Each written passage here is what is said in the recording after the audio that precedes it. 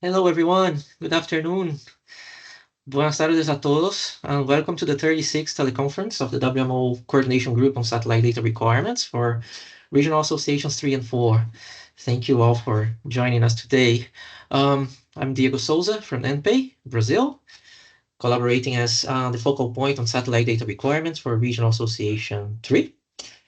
And we also have with us our colleague Marcial Garbanzo from the University of Costa Rica, which is the co-chair of the expert team on satellite data requirements for Regional Association 4. Welcome, Marcial. Buenas tardes. Bienvenido. Muchísimas gracias, Diego. Thank you, Diego, for the introduction. Today we have several topics in the agenda for this meeting. I'm pretty sure we all are interested in what's coming, so we should skip all introductions and just jump Yes. into the matters. So thank you for joining. Yes. Thank you, Marcial. This is our 36th teleconference. And while there's a lot happening behind the scenes, our last call was back in 2024. So today is a great opportunity to update the user community on the latest advancements from satellite operators and missions, WMO activities, as well as satellite data access and user requirements. And if you missed any of the previous teleconferences, all the content from the past 35 calls and 5 in-person meetings is available on the SDR Group's webpage. And you can find all the recordings, minutes, and presentations from our community on the group's web pages.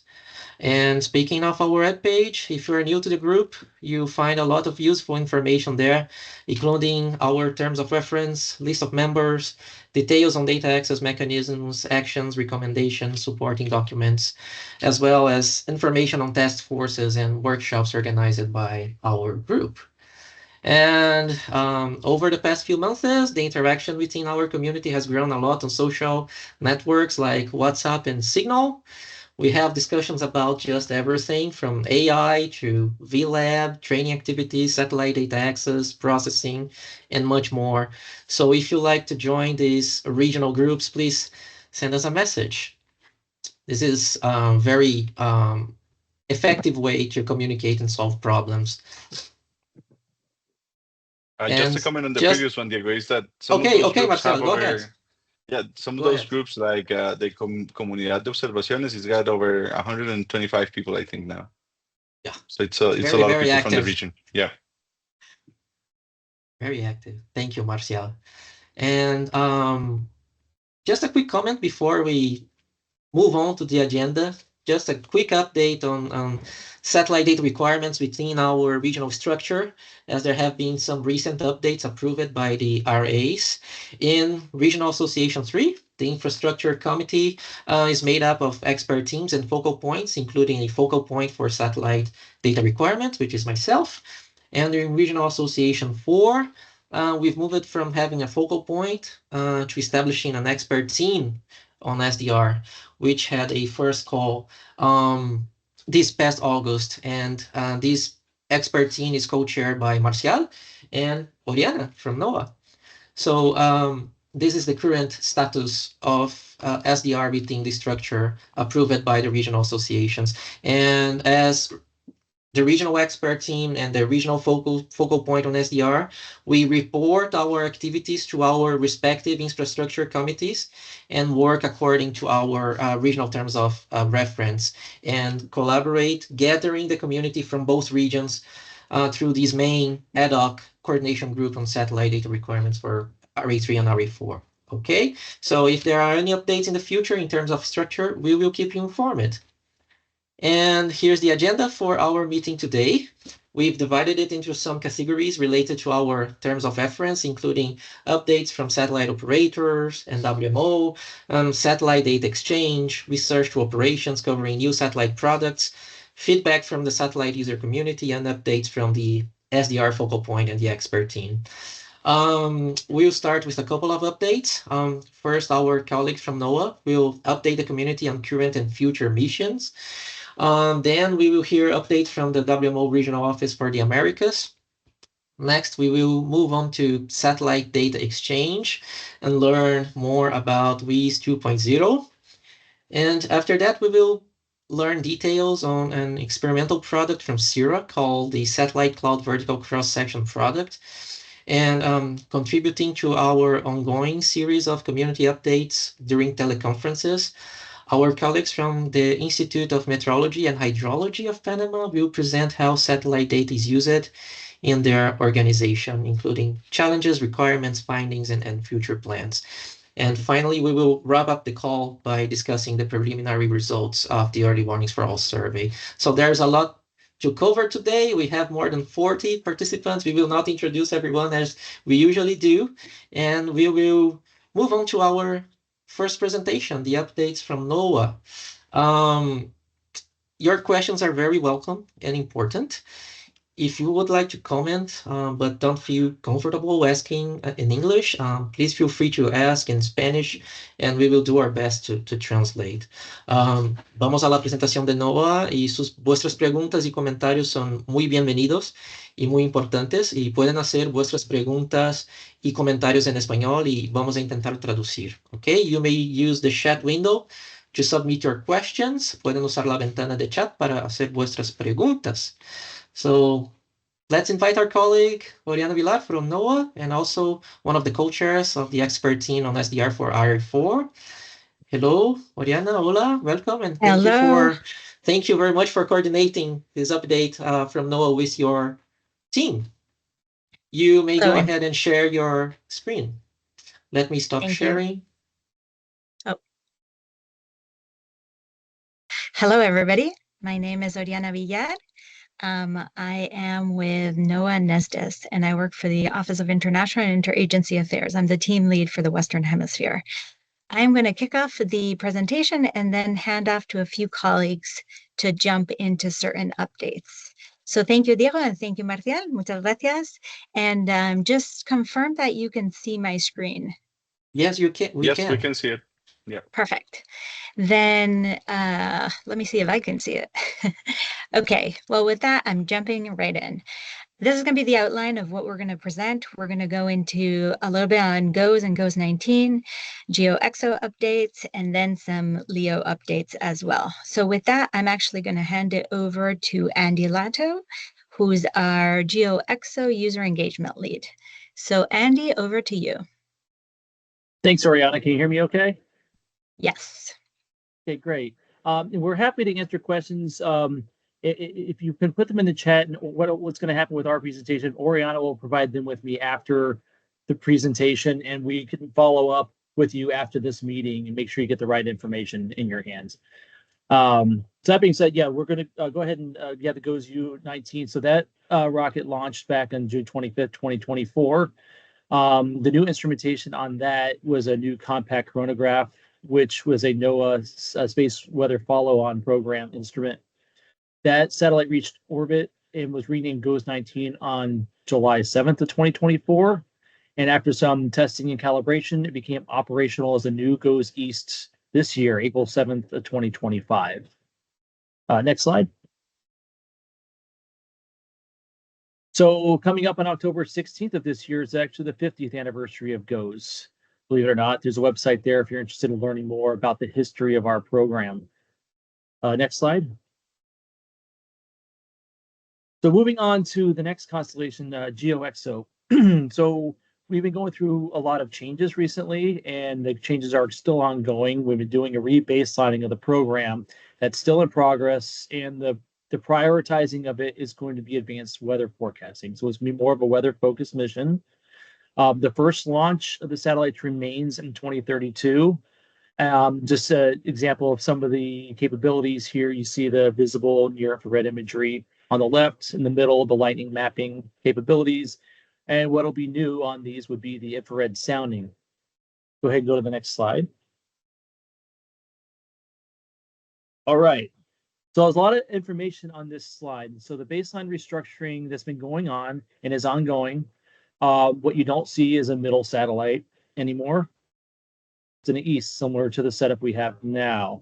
However, you notice on the left, the west one will be the visible infrared imager and a lightning mapper.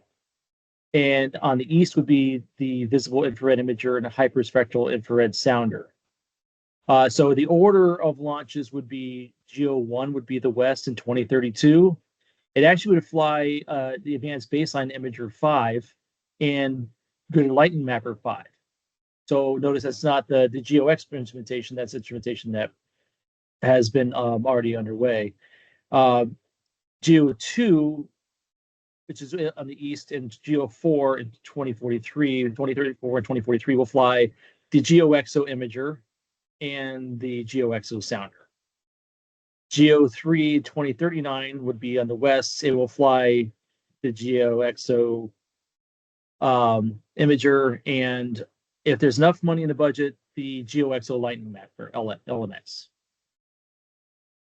And, so the API 5 is a little bit more information, and the GLM that we have on there for the first launch would be built from spare parts that already exist. That's again, and the first sounder launch moves up to 2034. Now, the good news about all of this, although you don't see ACX and OCX on there, by having the sounder on the east, it will now cover most of South America. Where before, the setup for it to be at a different location, you would have not had that kind of coverage. So you'll get more benefits from the sounder based on this new configuration. Go ahead and go to the next slide. This is kind of a high-level slide on this next screen, showing the weather mission. Well, we all know what the weather hazards are, so I won't use too much of your time on it, showing the different capabilities that the GeoXO has. The imager, again, that'll be upcoming, is going to be the primary instrument providing the high resolution, the visible, the infrared imagery. That's important for the short-term forecasting. And it's going to have 18 channels. 2 of them is going to be new channels, and they'll have a chart showing up next. In sharper resolution for the 7 other channels. New information about water vapor in the atmosphere is going to be one of them, detecting and tracking atmospheric rivers and improving the short-term thunderstorm forecasts. And the detection of fire is 4 times smaller than the current capability. So the higher resolution is going to help out there. One thing I didn't mention in that last slide, that we have Monica Coakley speaking here soon about data. Data is going to be accessible in the cloud. And she's going to touch base more on that here shortly. Go ahead and go to the next slide. So the new channels. So most of these you're already familiar with. The ones in yellow are the new ones that GXI will have. That's going to be the ones that are capable of tracking the atmospheric absorption by gases and scattering, and absorption by clouds and aerosols. The higher resolution, why is that needed? The satellites are 22,000 miles away, so we need to get down to the size of the clouds. The new channels was based on some of the Weather Services needs. They need more water vapor information for detecting and tracking atmospheric rivers, and also for improving the short-term thunderstorm forecasts. Go ahead and go to the next slide. The sounder, again, this is the one that is going to have a new expanded role in South America. I don't have a map to show you exactly what it looks like yet. Hopefully, when we do our next update, we'll have new maps, as we're changing configurations and whatnot. But the sounder is going to improve the accuracy for every industry, entity, and individual that uses weather forecasts.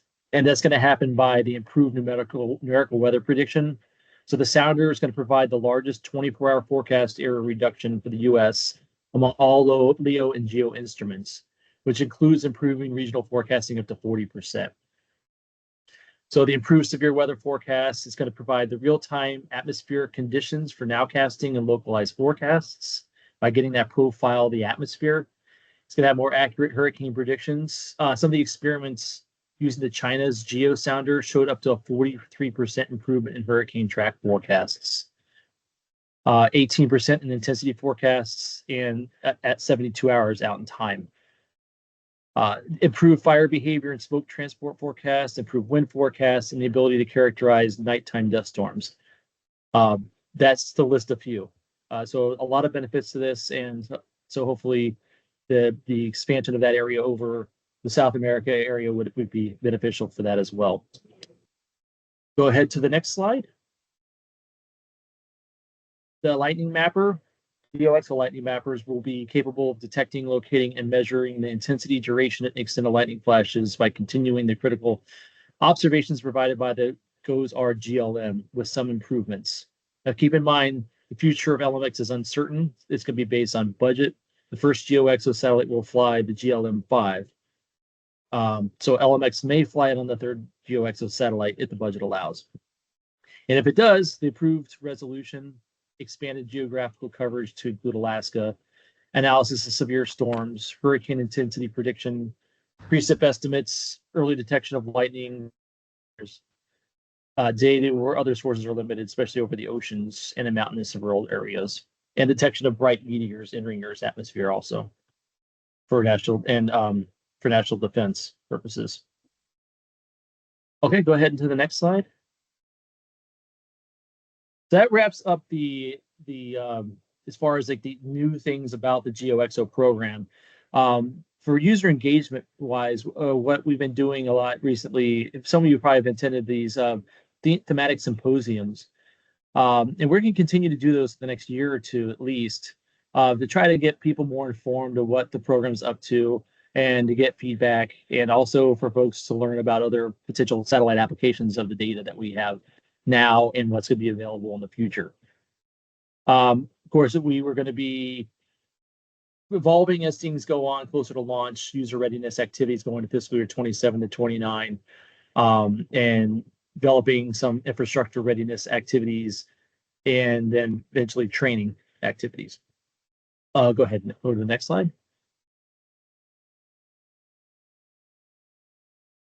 So what I'd like to hear, and feel free to put this in the chat, and I'll get that from Oriana later on, is what international focused GeoXO user engagement do you need from us in the next year or so? What we did back last December, I enjoyed doing when we did a WMO coordinated update. Of course, that's happening now via this presentation, but I was entertaining the idea of like maybe doing a weather-focused symposium where we invite WMO folks and have one day where it's all translated. That's just one idea, but if you have any needs as far as user engagement, please feel free to pass that information along to Oriana, so I can adapt to what your needs are.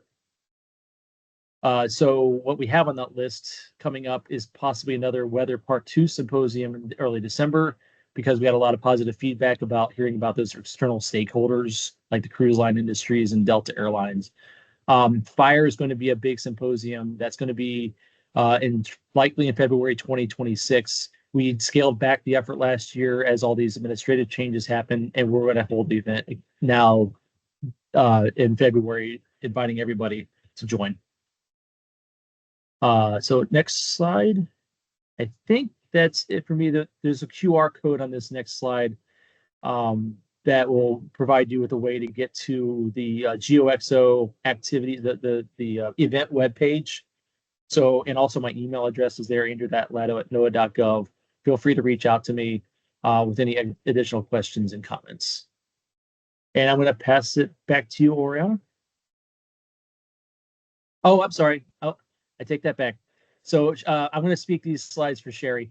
So NESDIS training. So each year, AMS SatMock has been hosting a short course. This year, they held one for the theme of satellites and fire. That was in June 2025. And for those particular events, it's a GEO-LEO collaboration with university partners. They averaged over 100 participants in each session, and more than 80 people attended at least 3 of those 4 sessions. Anyone can join either forum to continue communication and collaboration of some of these links you have in there. You also have, they were 4 4-hour seminars, including satellite data products, models to monitor the stages of wildland fires and the vegetation conditions. Participants from over 20 countries. They have recordings on the CIRA website linked here. Some participants joined the WhatsApp Spanish-speaking training forum through this. And there's a thematic working group for fire, smoke, and air quality that's open to everybody. Okay, next slide. The NOAA SatHack.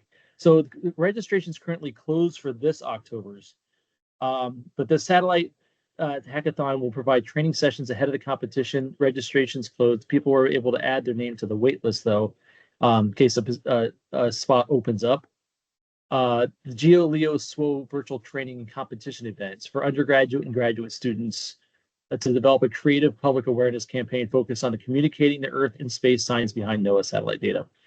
So it's a very wide range of folks attending. There's 70 undergraduate and graduate master's PhD students from more than 35 universities, from a variety of countries, including but not limited to Brazil, Bolivia, Mexico, Trinidad, US, and Vietnam.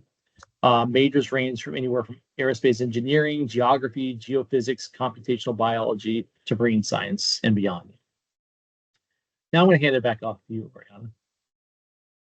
Actually, I think you're handing it over to Monica. Monica, okay. Thanks so much, Andy. So I'll fill you in a little bit more on level 1B data distribution. The radiance data or the level 1B data will be made available to the NESDIS Common Cloud Facility, or NCCF. And then from there, all level 1B users beyond the NCCF will access their data from the NCCF. So that's different for GeoXO. So like the Advanced Baseline Imager that you're familiar with on GOES-R, the GeoXO Imager or GXI level 1B data and the GXS level 1B data volumes, they're very large. As you've heard about from Andy, GXI has finer spatial resolution than ABI in multiple bands, and again, 2 new bands. So all that additional data may impact some users. GXI level 1B data is about 3.6 times larger than ABI, so those fine resolution bands really drive that data. Note that the higher level products often employ multiple band combinations at coarser spatial resolution, so those high level products aren't as much of a driver as the level 1B data. That's the biggest data that we have to move around. Moving to the next slide, please. So this is our view of how we envision things are going to flow through the system. So everything in the dotted yellow is the GeoXO system, and that, as I said before, that level 1B data goes into the big cloud, the NESDIS Common Cloud Facility, and level 0 and level 1B data get delivered to that Common Cloud Facility, which is currently under the NESDIS Office of Common Services. So the NCCF will make that data available to users, as I was just mentioning, but there's multiple paths by which that data will be available. The primary path is expected to be the internet, whether it's satellite or terrestrial internet, as shown at the top middle of the image there, or even cellular networks as an alternate path. But we envision that, the access is through the NCCF. Additionally, there'll be commercial satellite broadcasts as an alternative under the Office of Satellite and Product Operation, or OSPO, via commercial services. So for commercial services, there'll be a high rate data and a medium low rate data service. So high rate, low rate. And for the high rate data service, we would expect about 50 megabits per second, because it's generally consistent with the size of those services today. And the medium low rate would be about 1 megabit per second. And that would include, things like higher level products, warnings, and data collection service data. So ultimately, in terms of the high rate content, that's more like a GOES rebroadcast replacement, if you're familiar with that service. But users will have to weigh in on the options for how do you assemble the data content into the 50 megabits per second, because as I mentioned, the data is bigger than that. We're exploring various options, including, maybe reducing the spatial resolution of GXI slightly, spinning up LMX in some way, and also using principal components for GXS. But that will be resolved by discussions with users and Dan Lindsay. So on to the next page, please.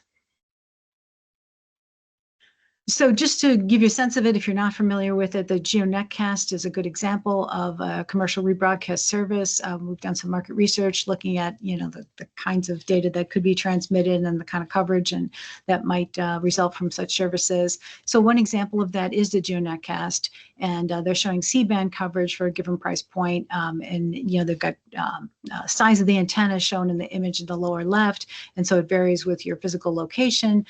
But, they have a good understanding of it from this particular company that was offering it, and again from the GeoNetcast system that already exists.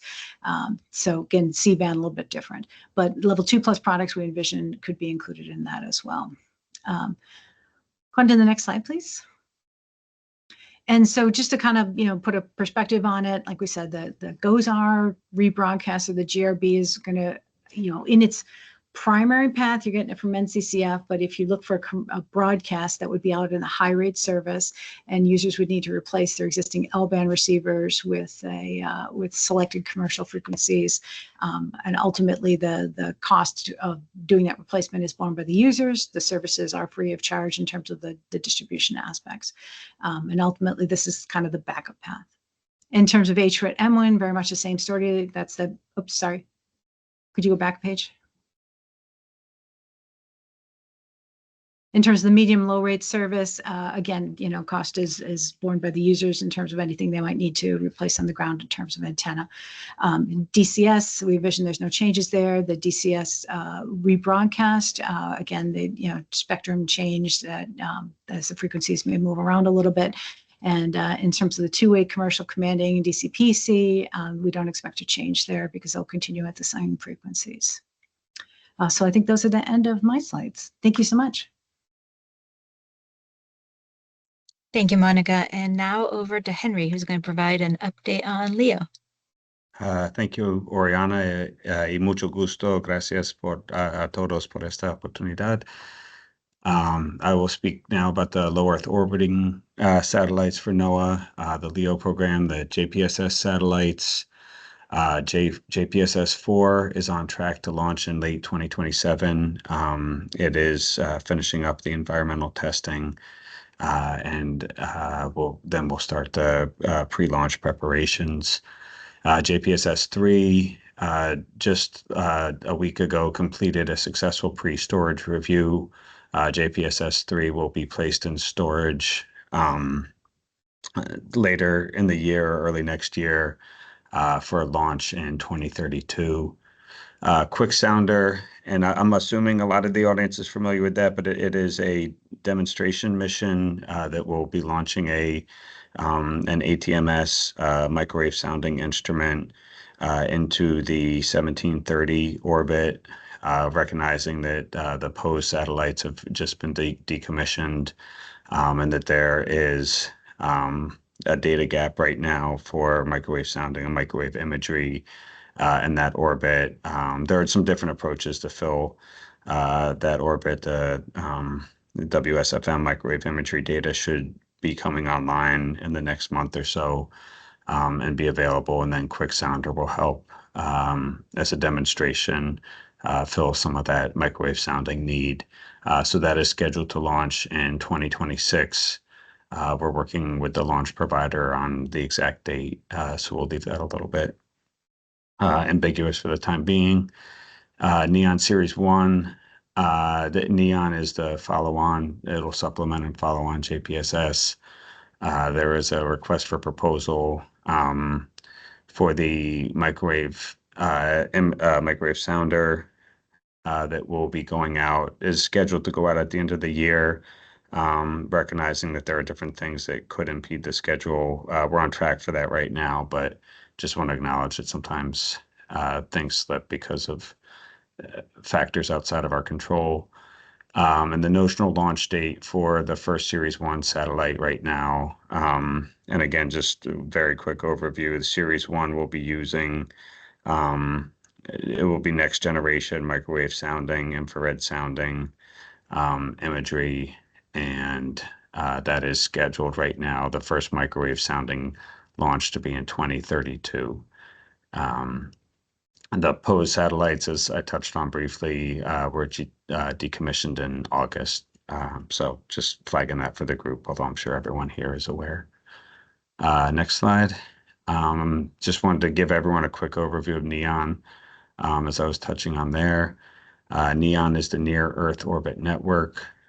So it is going to supplement and eventually replace the JPSS measurements. The primary objective and the primary requirements for NEON are to provide continuity with the JPSS measurements to ensure that we don't have any gaps in our numerical weather prediction data and our global temperature and moisture profiles, and our EOIR, our visible imagery and infrared imagery for various environmental phenomenon globally.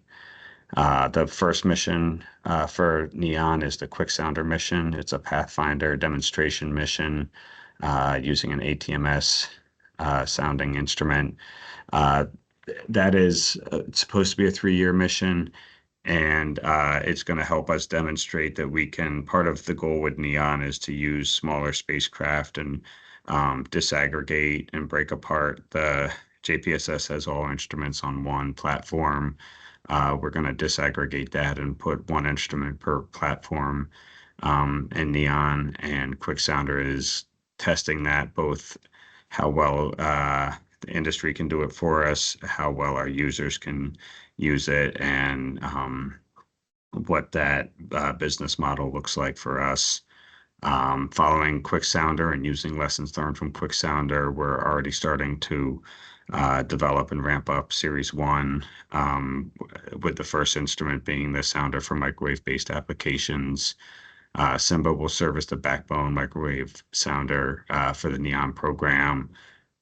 In order to maintain continuity with the JPSS measurements, we recognize there may be some environmental degradation because of radio frequency interference. And so we are trying to design SIMBA with the capabilities to mitigate that to the best of our ability. So just want to recognize that for this group. Next slide. So again, just going into a little more detail on the NEON program. We're trying to leverage, there's been a lot of innovation since the JPSS instruments were developed in the early 2000s and late 1990s. So we want to take advantage of new technology, both in terms of spacecraft and instrument production and in terms of spacecraft and instrument capabilities. The primary goal is continuity. With the measurements already being produced in LEO, we want to take advantage of partnerships, commercial industry, and some of the industry developed approaches that may help streamline some of the work that we're trying to do. So there is some greater risk there than we have been willing to accept in the past, and we want to acknowledge that up front.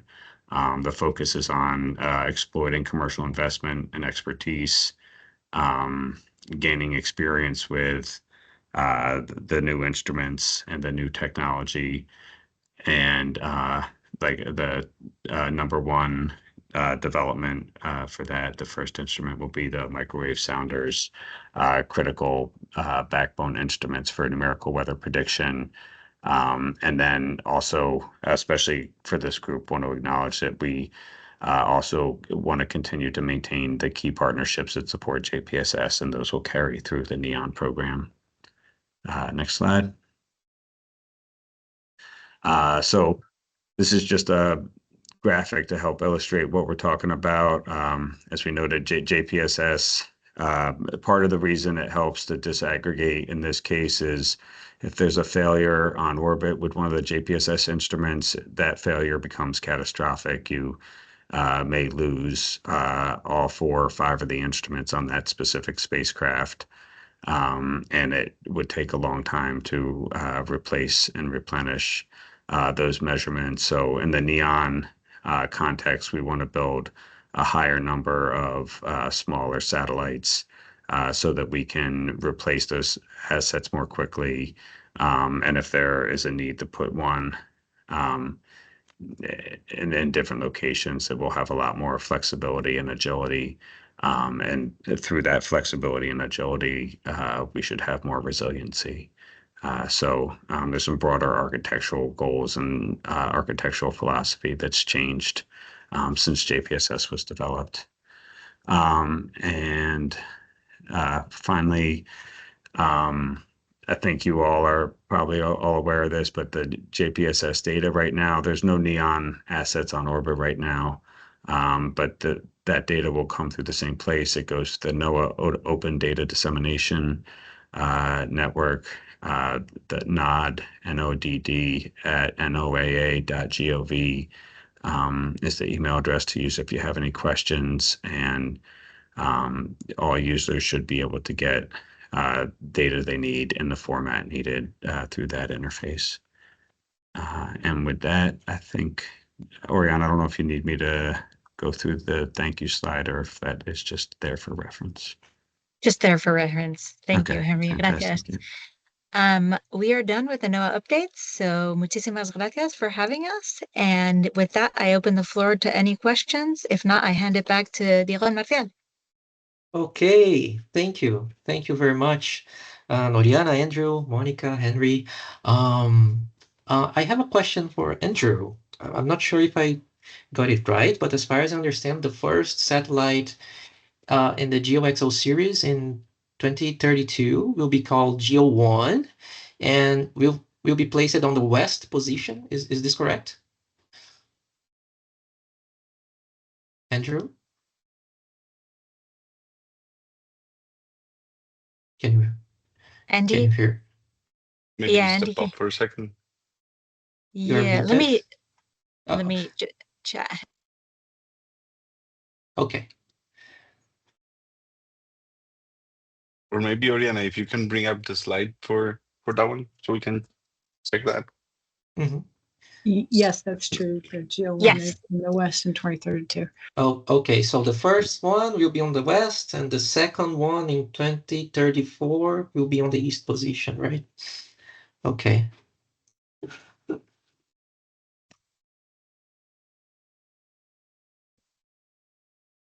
Oops.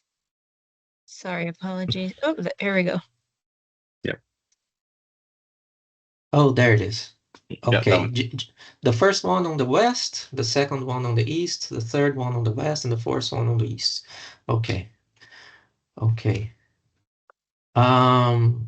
Okay. Also, thank you for sharing the user engagement roadmap. I think that it's the next slide.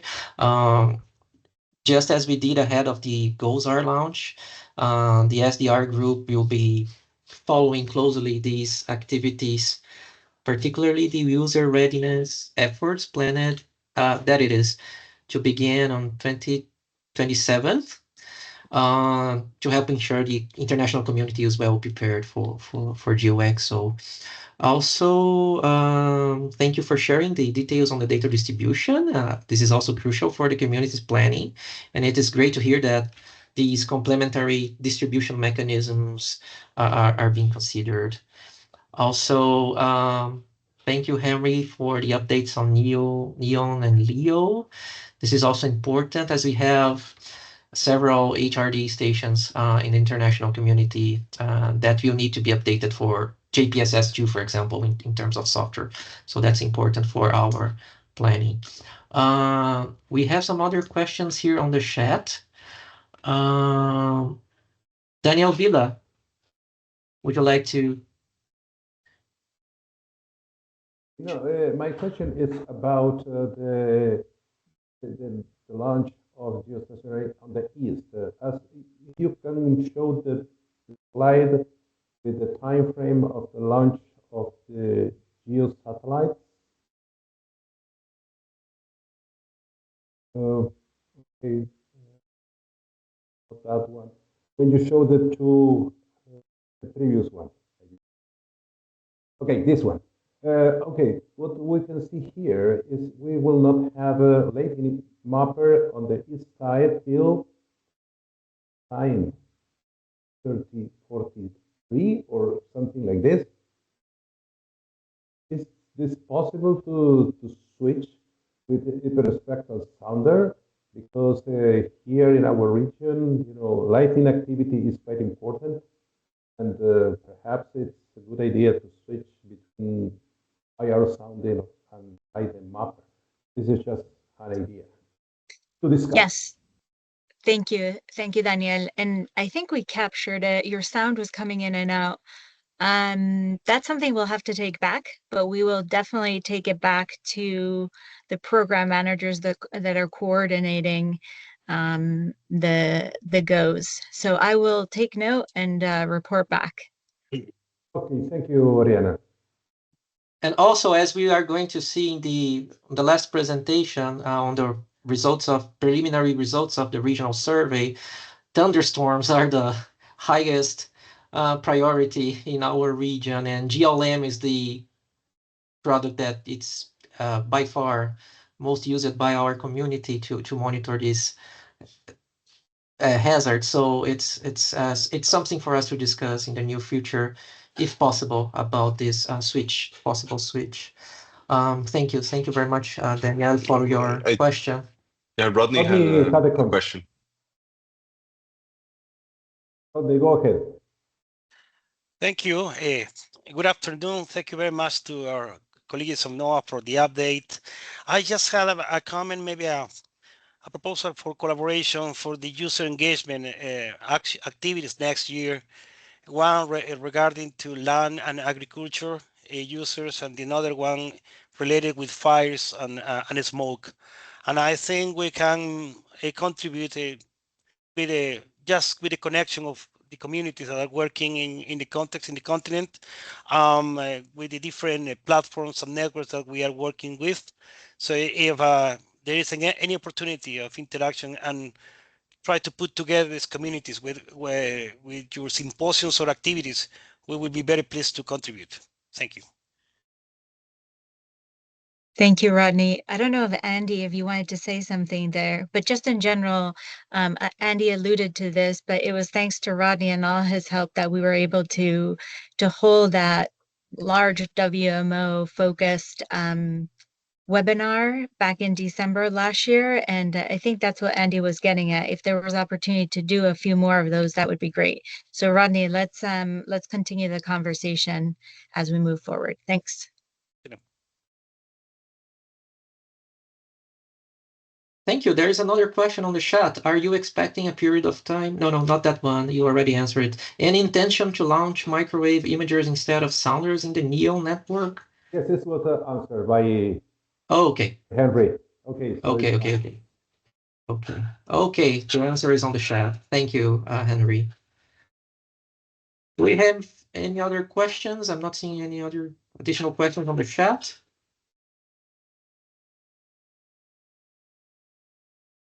If not, let's move on to our next topic. Again, thank you very much to our colleagues from NOAA for this presentation.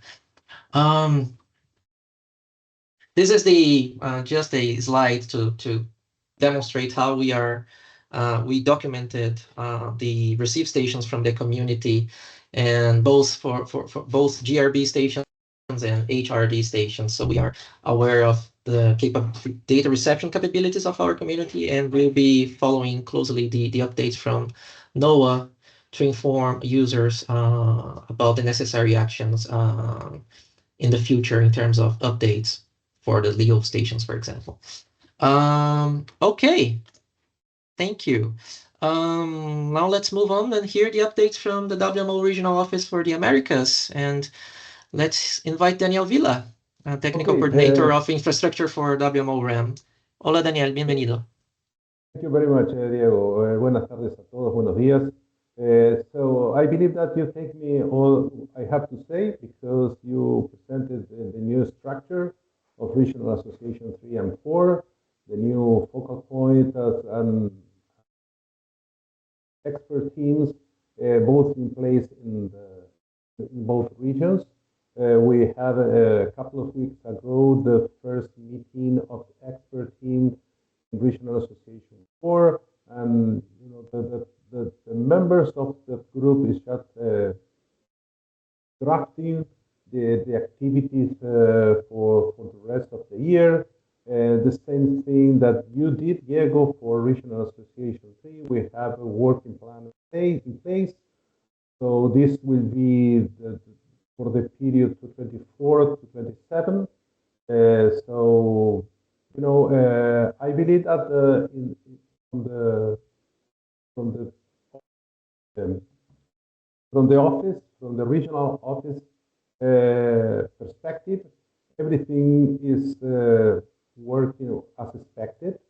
So with the focal point in Region 3 and an expert team in Region 4 for satellite data requirements, and working together in this particular group, which is the coordination group, a very successful one, I would say. So it's important to maintain to not lose time with others, because I know that more interesting things to hear from others. I left the place to Diego. This is with you.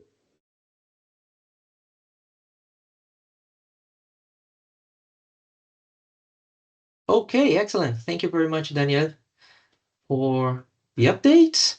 And right now we have 56 participants in this teleconference. I think it's the highest number of participants in the group's history in our 36 teleconferences. Thank you very much. I would like to thank the community for this engagement. Do we have any questions for Daniel?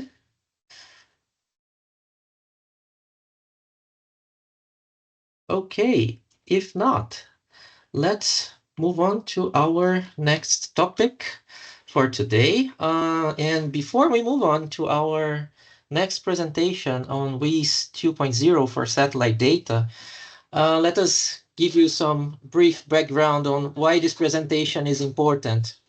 Last year, we held the 11th meeting of the Expert Team on Space Systems and Utilization, or ETSSU, which is basically a group that provides advice and support for the implementation of the space-based component of the WMO WIGOS, or Integrated Global Observing Systems. And during that meeting, we had a session dedicated to regional engagement, where focal points from now regional associations provided feedback on various topics, including satellite data access mechanisms. And based on these presentations, we noted an underutilization of WIS 2.0, which is the WMO framework for data sharing that allows users to access data in real time. And as a result, one of the actions from that meeting was to present WIS 2.0 at our regional SDR meetings.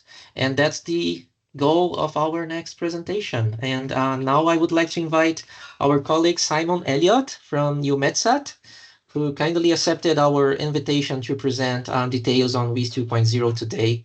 So welcome, Elliott, and once again, thank you very much for making time for this presentation. Okay, welcome, and you may go ahead and share your screen. Okay, gracias, Diego. Buenas tardes, buenos días. That's the end of the Spanish.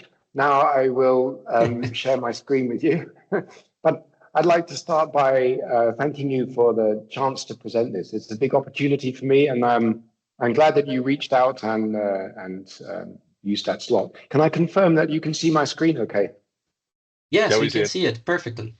Very good. Okay, so because although I know some of you, I don't know everybody, I will, if I can just go to the next page somehow. Yeah, I'll just let you know who I am so you know what you're dealing with. I work at UMETSAT in Darmstadt in Germany, where I'm responsible for looking after our data exchange with partner agencies around the world. Like in China, in India, Japan, like you can see there. And I'm involved in many international groups to do with data exchange and collaboration, several groups and teams at WMO and CGMS. And maybe some of you heard of GODEX, NWP, or DPNet. And in all of those groups, I'm quite active. And a bit of the focus here is my background in data exchange, where I worked extensively with the GTS and now with WIS 2.0. And that's why I'm in a position to tell you something today. And I included a photo from the Arctic last week, where I was in visiting a center in Lapland, so you can see what I look like if you haven't met me. Okay, then let's return to the presentation. Yeah. So I'm going to talk about the WIS 2.0 and what it has to offer. As you heard, this came from ETSSU.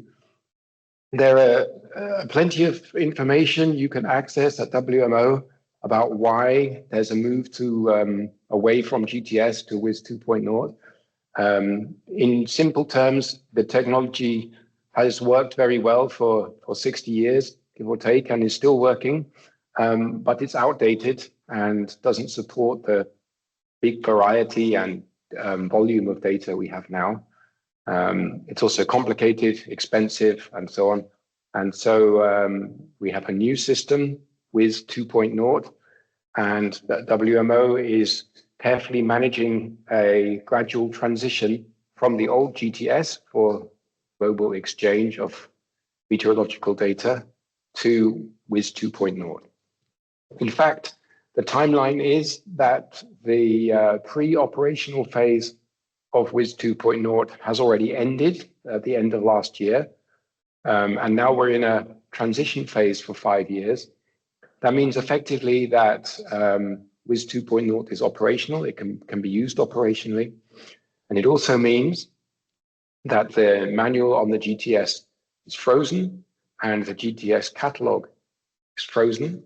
And this means that no new data can go on the GTS and no new bulletin headers can be allocated. So we're really moving towards a strong push towards WIS 2.0. And I put a green box down here just to tell you some of the satellite data that's already being regularly exchanged in this way and is available to everyone. So there are some atmospheric motion vectors from the Indian INSAT 3DR satellite. There are radio occultation data from FY3E, China satellite in the dawn-dusk orbit. There's DBNet data, the direct broadcast from all kind of satellites and instruments already there, provided by NOAA via SIMS in Madison. And also, excuse me a moment. Also, there is DBNet data from the Hong Kong Observatory, which says NK over here, but I'm in the Hong Kong Observatory, and plenty of data from Météo France from their DBNet stations in Papeete in the Pacific. We also have data provided by KMA from GeoComSat. They've got atmospheric motion vectors out there. From EUMETSAT, we're sharing various data sets, including images from our geostationary satellite. And also we're doing a demonstration of the exchange of space weather data with ESA, sharing some Korean space weather data. So these are already all flowing. And there's only ever going to be an increase in the data that's available from WIS 2. This slide is provided by WMO, and it shows a high-level view of the architecture of how WIS 2 works. And the message here is that the users, these are people taking data are on the top right. The providers of data are on the bottom right, called WIS 2 nodes. And the big box on the left are the so-called global services, which enable the system to run.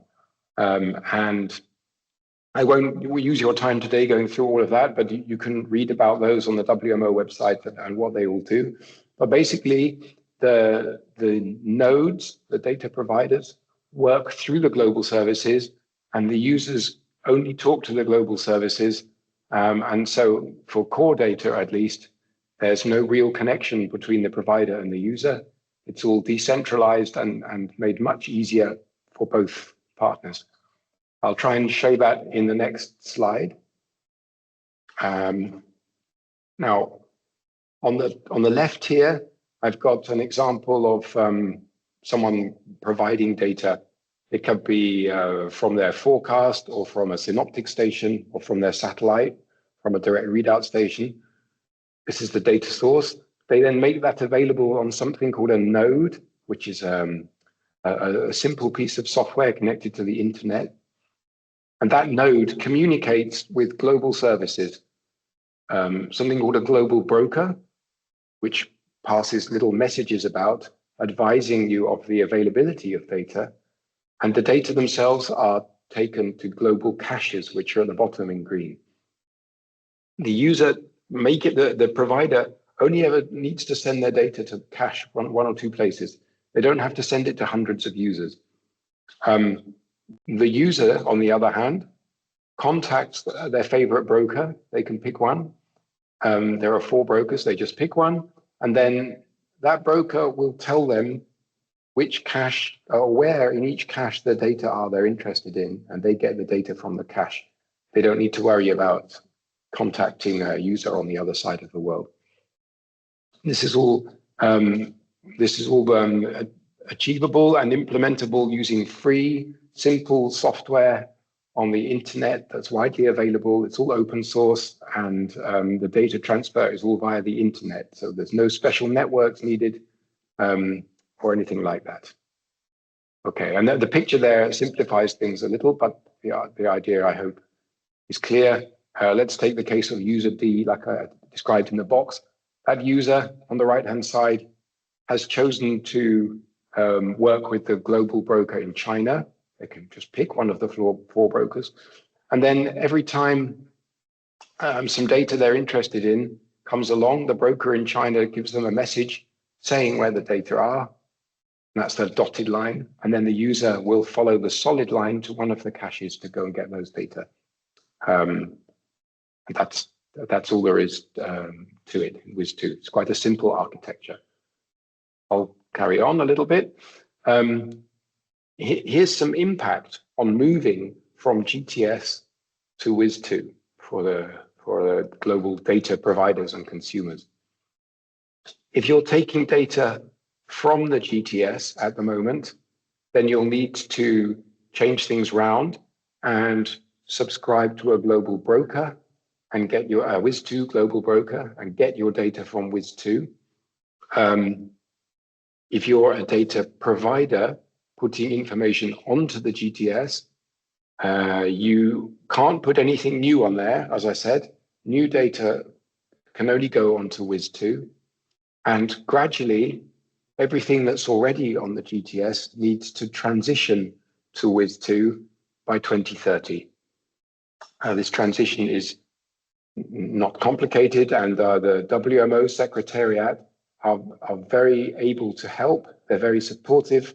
They have software to help you do this and lots of expertise. And I can encourage you to contact the very simple address wis@wmo.int. That was wis@wmo.int. If you've got questions, they will certainly help you out.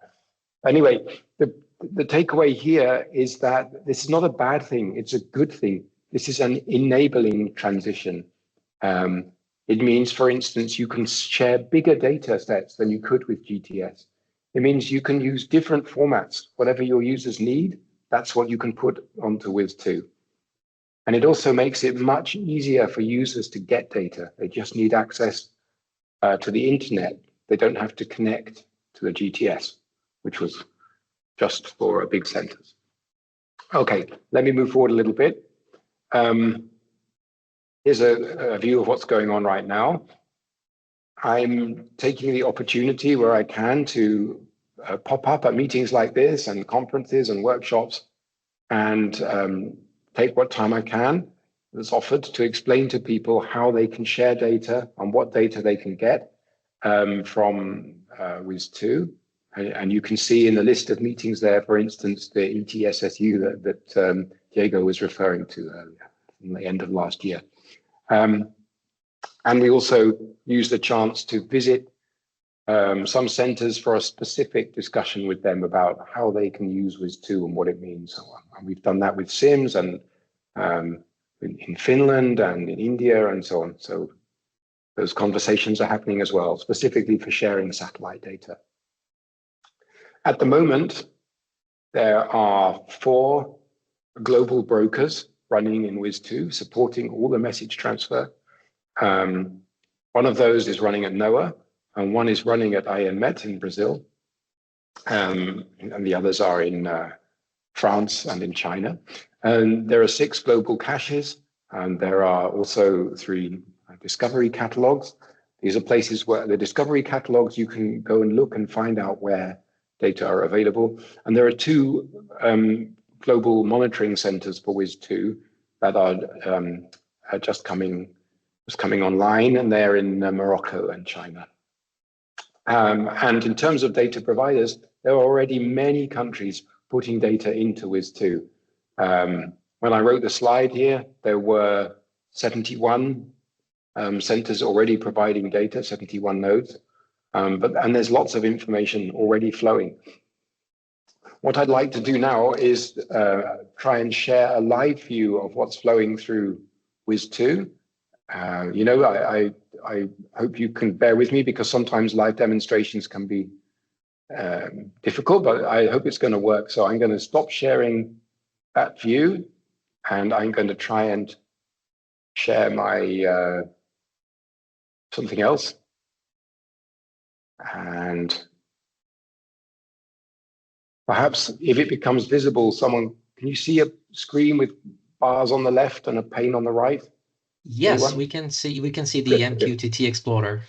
Very good. So I've used some free software called MQTT Explorer, and I've connected it using the publicly available credentials to the global WIS2 broker at IMHPA there in Brazil. But I could equally well have connected to the global broker in China or in NOAA or in France. It's the same view. And here you can see on my screen, here it says Météo France, and I can see they have observation data from CRIS and ATMS on NOAA 20, NOAA 21, from ATMS on SNPP, and some data from METOPC. These are DBNet files that are being shared live on WIS2 from Météo France.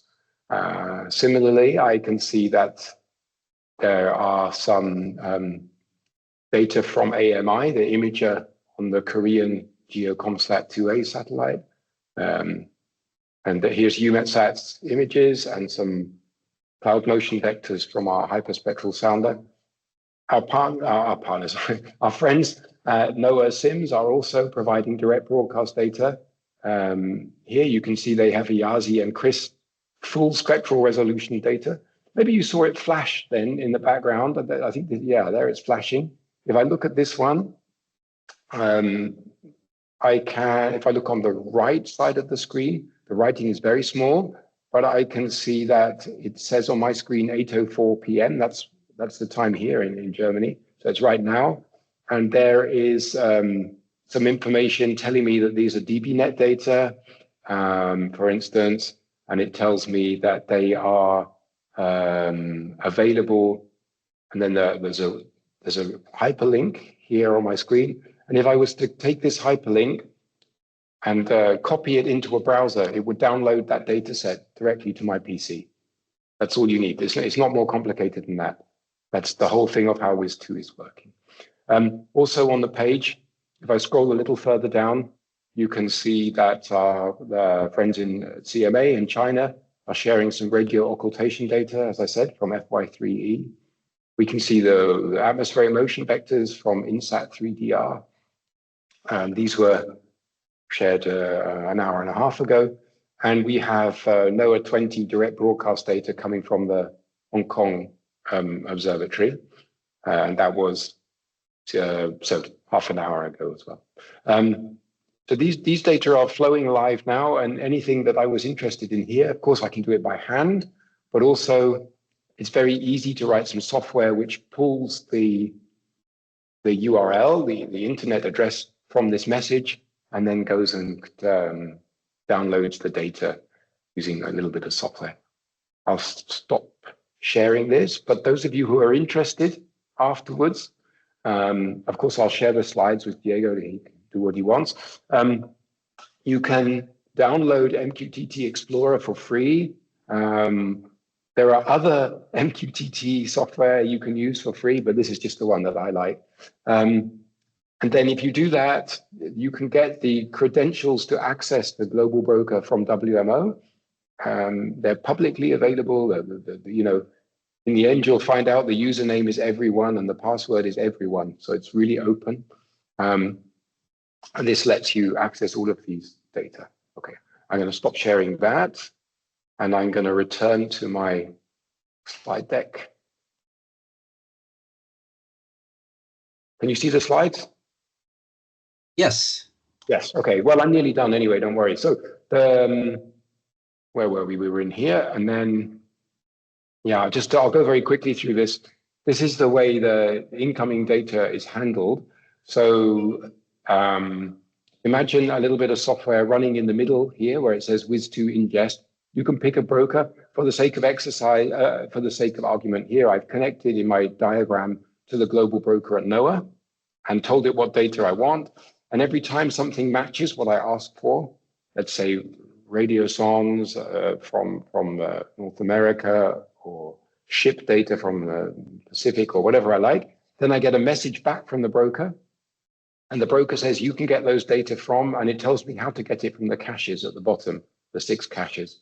In my case, I just take the first cache that offers it, and I grab those data with from the internet, and then pass them to the right to my downstream applications. And that's all you have to do. The next page, I don't want you doing this. This is what you don't need to do. But this is the way that we have decided to provide data using WIS2. And it's a diagram showing part of our big data management infrastructure. And what we've done is add a little layer on top to turn it into a WIS2 node. But I don't want to dwell on that picture. It's not very helpful. We're right at the end now. I think this is the last slide. I don't need to go through it all here, but there's some tips listed on the slide for the steps you need to do if you want to provide data. You know, if you want to be a source and share data, that's the top section. The middle section is for anybody in the public, anybody who wants to. That's how you get data from WIS2. You don't need special credentials for that. It's all open and available. And the last part is just a note that before you can share data and put data onto WIS2, you need to be recognized by WMO as a trusted source of information. And there's a process behind that which involves registering and so on. Again, WMO can help with the details there, the secretariat. And some national centers are already able to do this. So that step isn't even a problem for most of you. And with that, I think that's the end of my presentation. I'll share the slides, as I say, afterwards. In fact, there's 1 or 2 hidden slides that you'll find to enjoy in your leisure. And yeah, with that, I'd like to thank you. Excellent, excellent. Thank you very much for this excellent presentation and demonstration, Elliot. My colleagues here at NPA were able to run some tests successfully with WIS2 using the instructions provided by you during ETSSU, so we really appreciate it. And we also share the recording of this call and your slides with the community. I'm sure they will be very useful for others who want to test and explore. Great.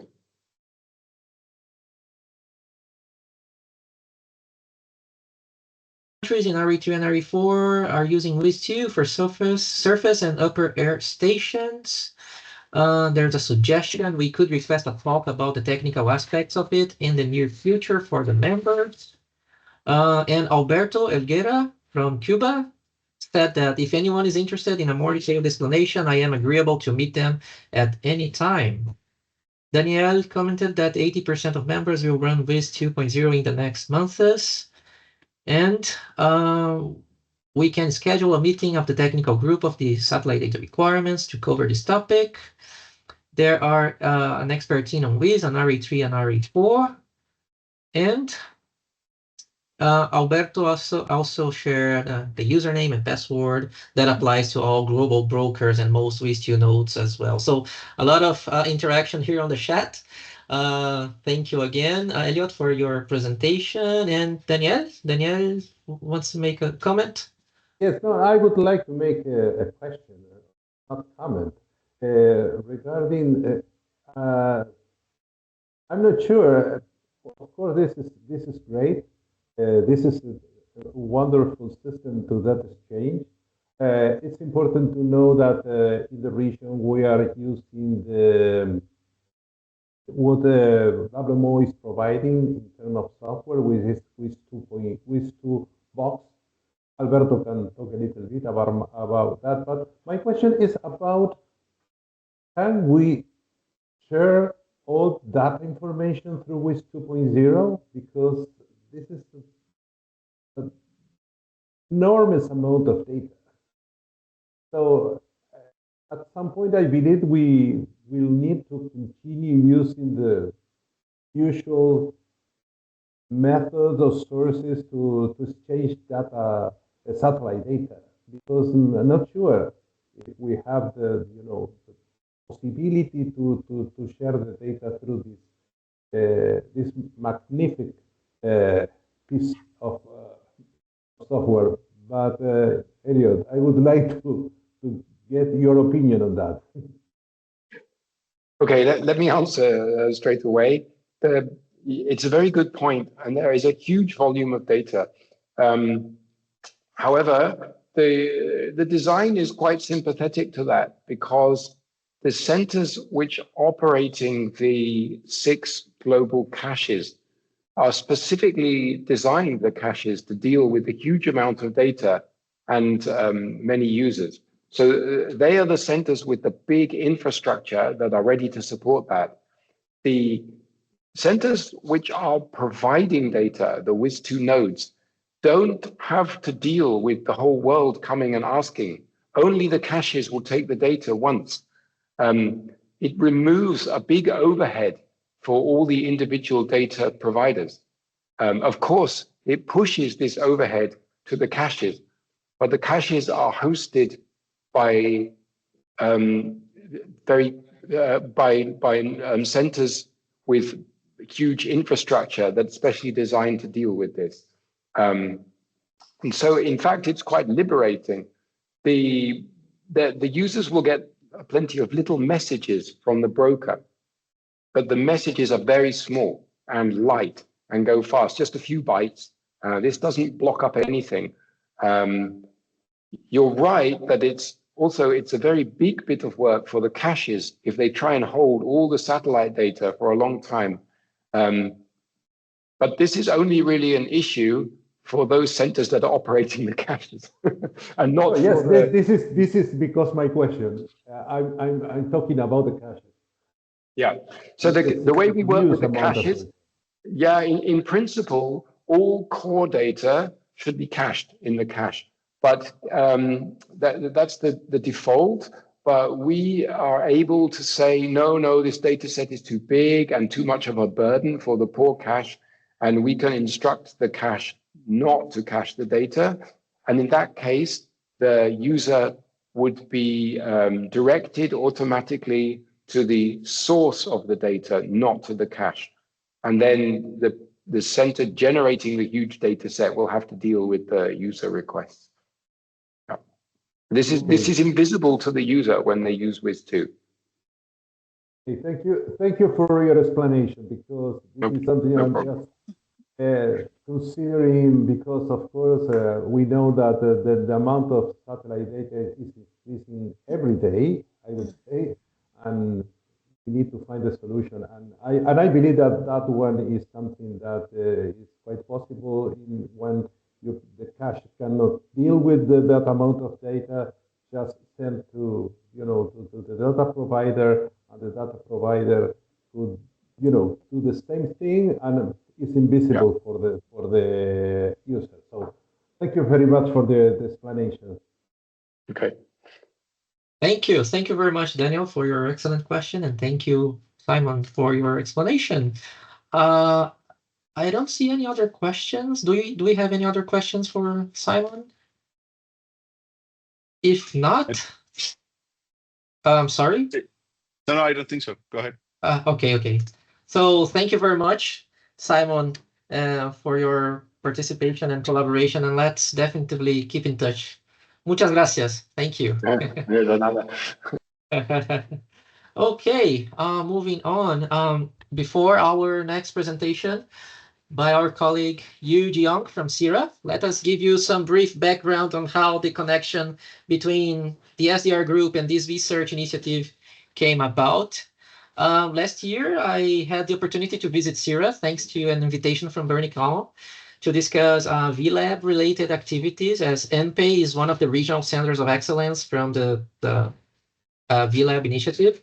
And during that visit, I was introduced to Yu Jiang and this research on an experimental product called the Satellite Cloud Vertical Cross-Section product, which is especially important for the aviation community.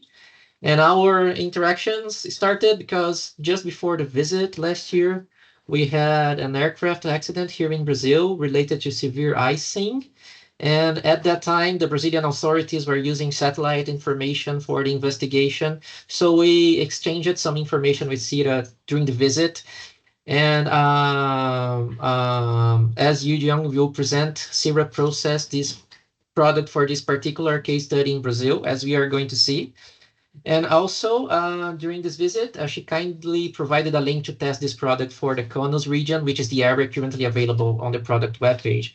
And then in August, last month, we hosted colleagues from the Brazilian Air Force here at NPA for training on satellite data. And among the topics discussed, we included novel satellite products, and we presented CIRA's research.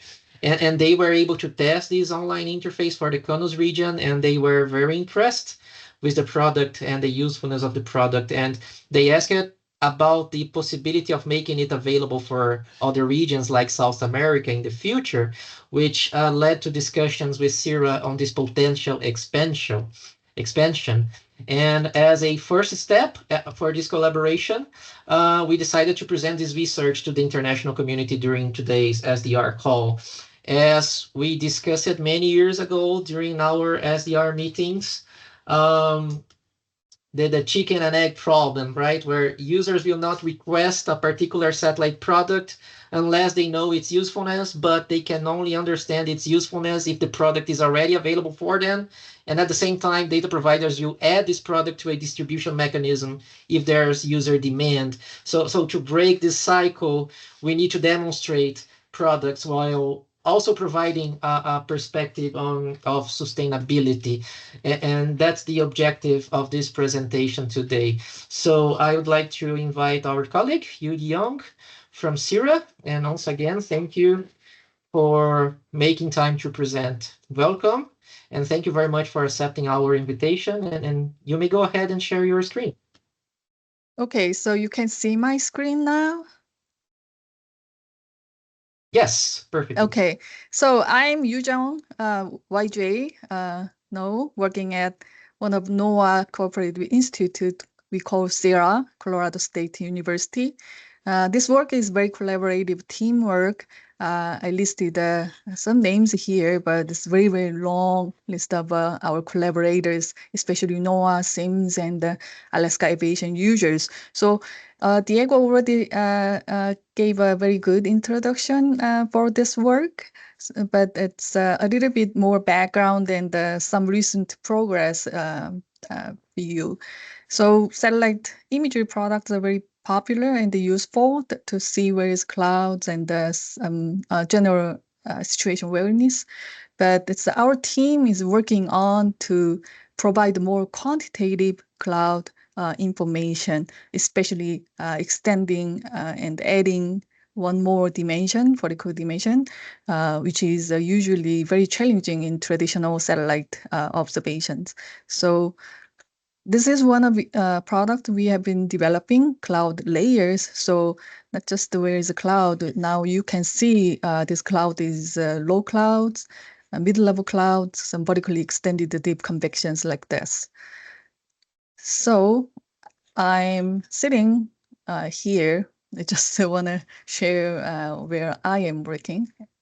Actually, Bernie is here too. We are sitting in the Rocky Mountain area in Colorado.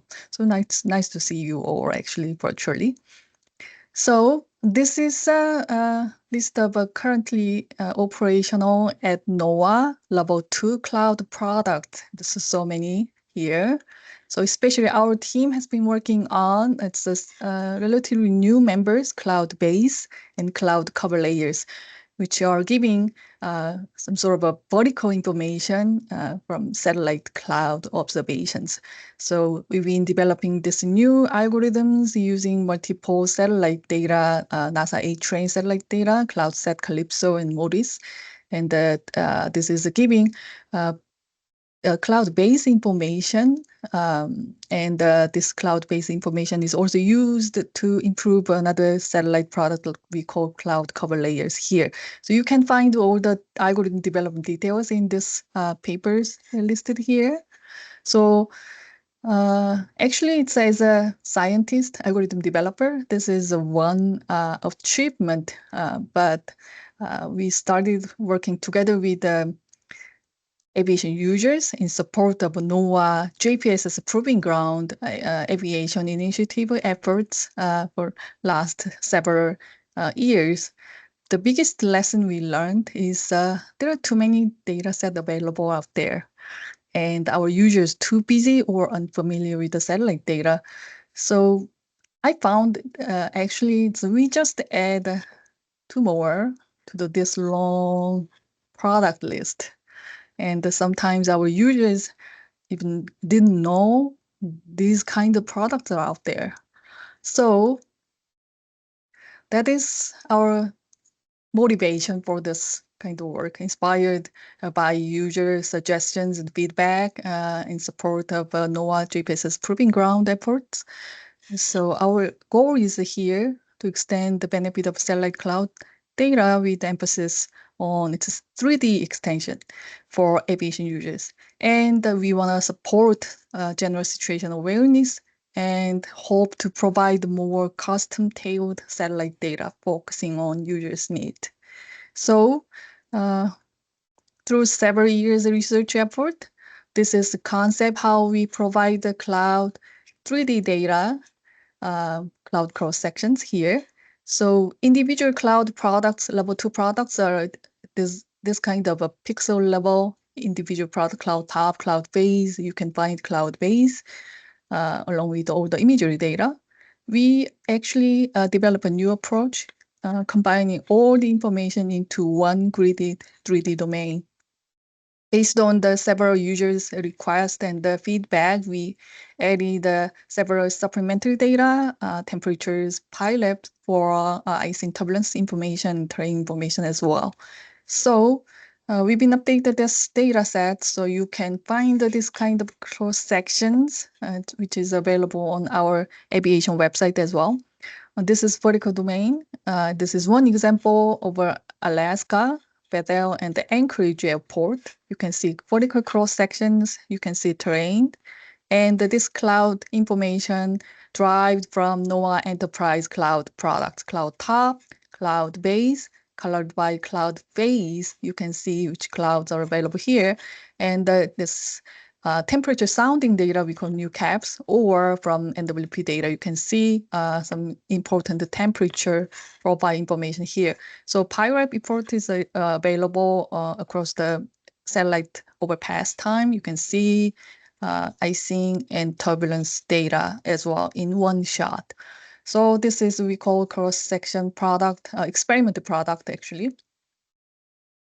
So this research product is available on Sierra's aviation experiment product website for custom cross sections. Currently for Alaska and the US CONUS data here. So user quick guide is available as well. So this is a research product, but you can do your own experiment by clicking 2 points or multiple points to get your own cross sections like this. So this is one example over Alaska. So you can create your own cross sections here based on the satellite cloud product. And we recently added the smoke profiles from NWP data or smoke model. So you can add smoke data. We hope to provide a better visibility information for aviation users here. So it's another example. That's Hurricane Fiona. It's if you want to fly over this hurricane, actually, I don't think anybody else wants to fly over there. So you can create your own cross sections like this. This is our test, some sort of a virtual test bed for user evaluation and feedback. So this effort has been actually advertised to other aviation users here. So we are working together with the AWC, Aviation Weather Center, forecasters and the developers for further evaluation. And thankfully, Alaska local pilots are very interested in this kind of approach because always a lack of observation data there. And recently, we started providing supplementary data for aircraft incident accident investigations for NTVS and the FAA. This is one example where Alaska occurred near the Fairbanks airport. It's some sort of turbulence-related accident, actually. So we provided this kind of cross sections. This is very important, especially for data sparse regions like the Alaska. So they're using our data sets for supplementary data for their case investigations.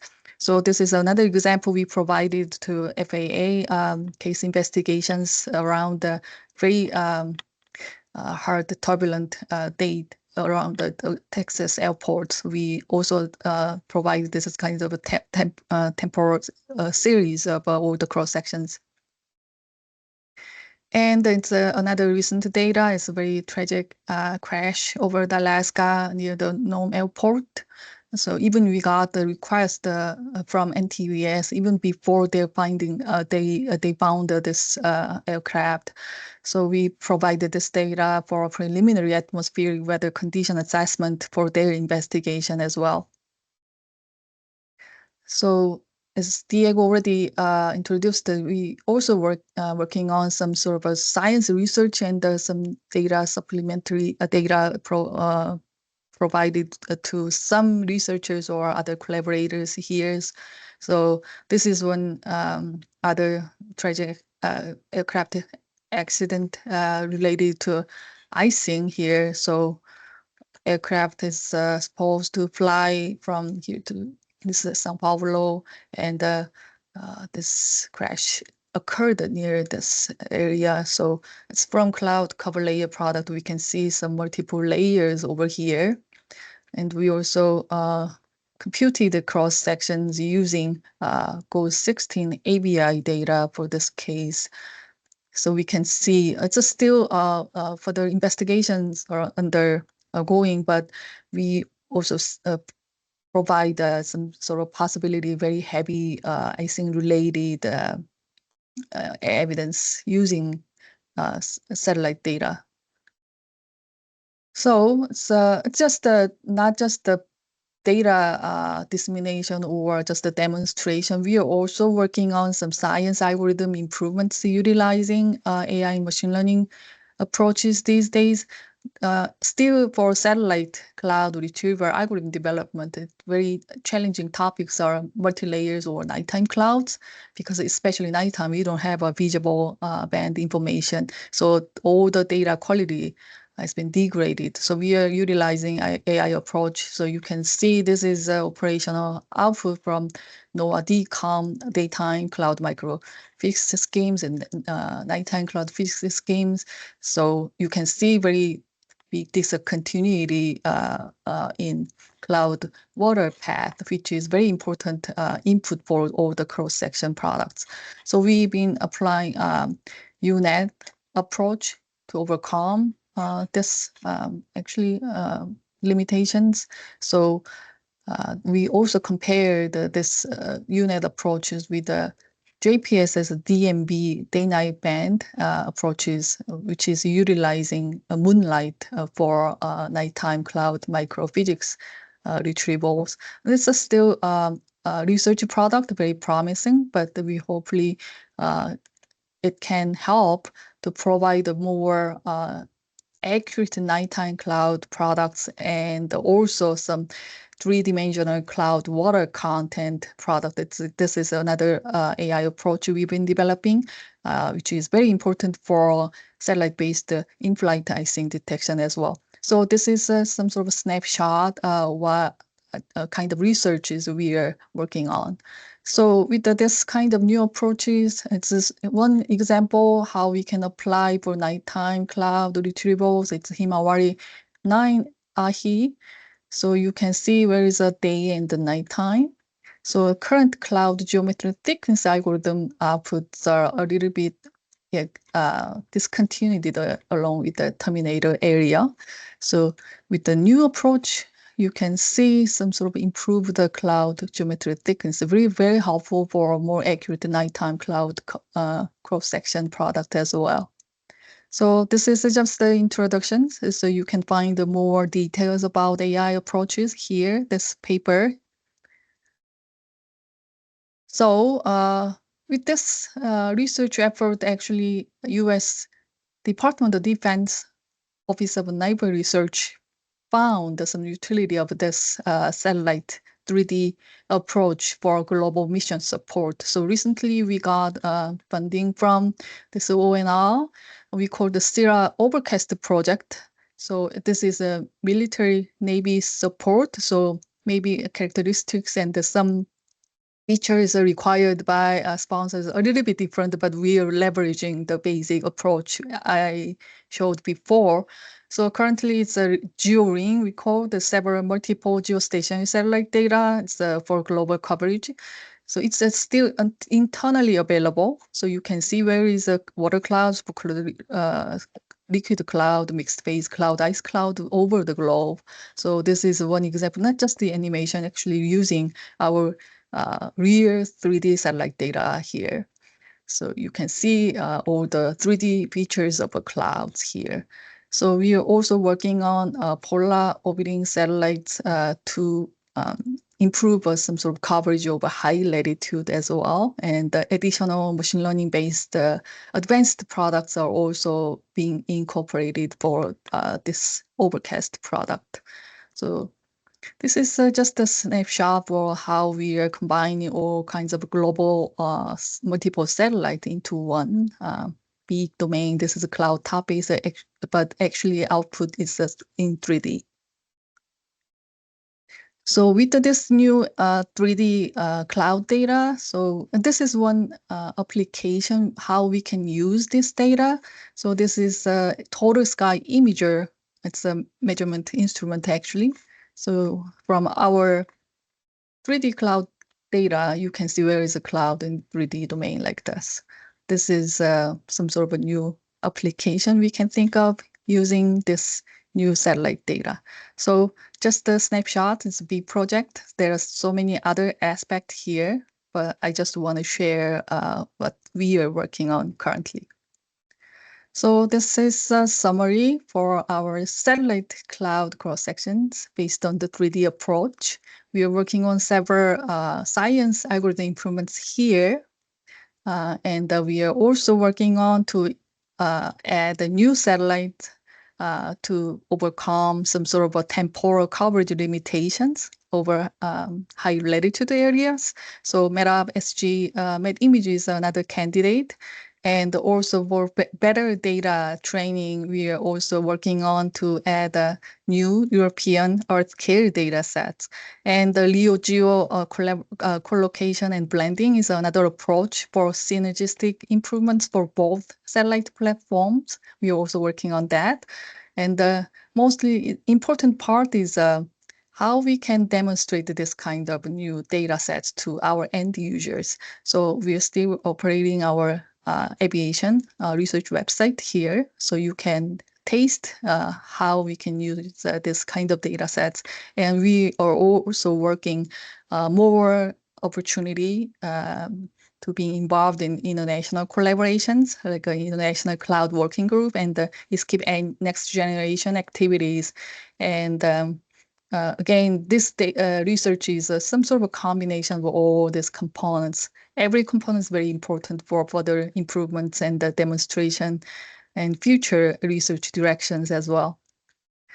So this is just the introduction of our team's work, but hopefully we can get more collaborations and suggestions and the valuable feedback from the broad user groups as here. So thank you. And any questions, please? Excellent. Thank you very much, Yu Young. We will share the recording with this of the session with the group and also your slides. And we strongly encourage our members on this call to share this information with your national aviation community so they are aware of this research. And after this initial engagement with the SDR group, our idea is to follow up and connect with other WMO committees and focal points to highlight the benefits this product can bring to the community and explore, as you said, potential international collaborations. Do we have any comments? Danielle, go ahead. We can't hear you. You are muted. Thank you very much for your presentation. It's excellent.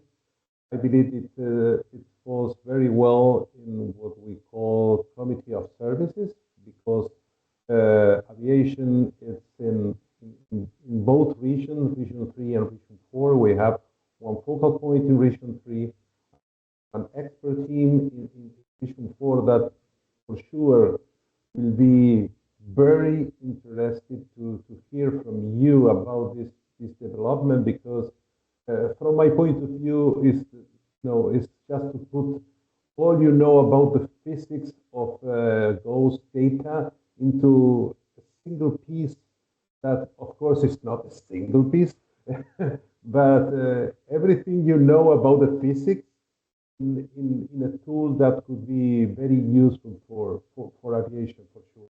And of course, as the technical coordinator of infrastructure in the regional office for the Americas, so I'm responsible for Region 3 and Region 4, I would like to invite you to give us a presentation for those groups on aviation, because I believe that and for sure, from WMO, we will support all efforts for collaboration. I know that IMHPA in Brazil, they have the facilities to run this kind of complex piece of software.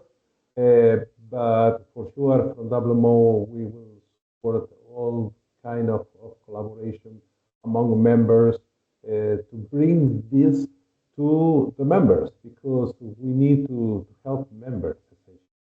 So thank you very much for your presentation. Yeah, thank you so much. It's very valuable comments and very encouraging feedback. Excellent. Do we have any other comments? If not, so thank you very much. Yu Young, we'll be in touch to follow up on possible new actions in the future. Thank you very much for your presentation. Before we move on to the next presentation from the community, I forgot that we had another question on GLM from our colleague from Argentina. Let me try to find it. And I wonder if our colleagues from NOAA are still there. Martin Rugna asked, a few days ago, the GLM science meeting was held, and then Lindsay presented this roadmap for the GeoXO and the changes that arisen recently. As I understand, the geosatellite has space for 2 instruments nadir pointing. If the fluid changes allow for LMX to be fully funded, that implies that this sounder will be moved from GEO2 to the other satellite, or there is space for the 3 instruments, GXI, LMX, and GXX. Do we have any? Oriana, are you still there? Yes. Yes. Hi, Diego, and thanks for that. Hola. I actually took the question. Dan was supposed to have attended. He's actually flying back today, so he wasn't able to be here. Yeah. So I will just have to follow up with you, because I'm not exactly sure, and I don't want to possibly say something that he just, like is noted here, yesterday presented on. So I'll follow up and I'll share with you, and then maybe we can distribute it out to the community. Okay, Oriana. Thank you. Thank you. Thank you very much. All right, next item on the agenda, satellite user community updates. And we will hear a presentation from the Institute of Meteorology and Hydrology of Panama, delivered by our colleague Abdiel Vázquez, covering satellite data usage, challenges, and findings. Hola, Abdiel, ¿me escuchas? Muchas gracias por la participación. Y también agradezco a Eliseth por ayudar en esta coordinación. Es muy importante tener Panamá representado en nuestro grupo. Bienvenido y puedes compartir tu pantalla.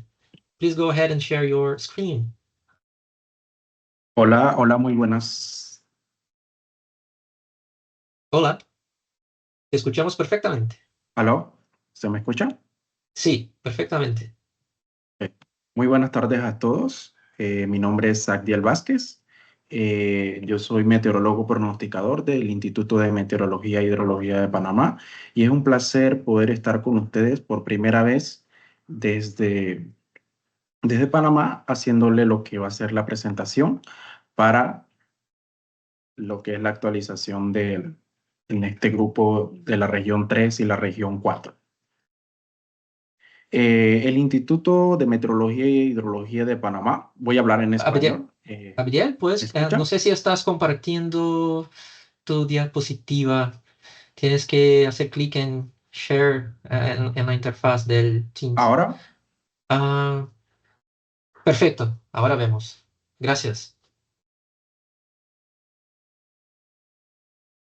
Sí, nosotros somos el Instituto de Meteorología e Hidrología de Panamá, representante oficial ante lo que es la OMM, y básicamente, al igual que los demás institutos de todo Centroamérica, nuestro rol es ofrecer una información de primera, obviamente meteorológica en todos los ámbitos, y con ello, pues, apoyar tanto de forma local como internacional en la comunidad meteorológica.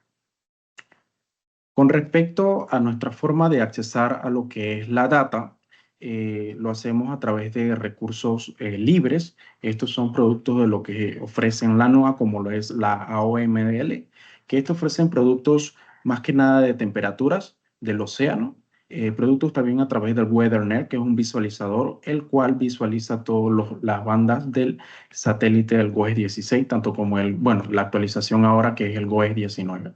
También accedemos aunque de una forma un poco limitada, a través de lo que es el GOES-R de la NOAA, a través de la NUT que está conectado, ya sabemos, con el Web Service de Amazon.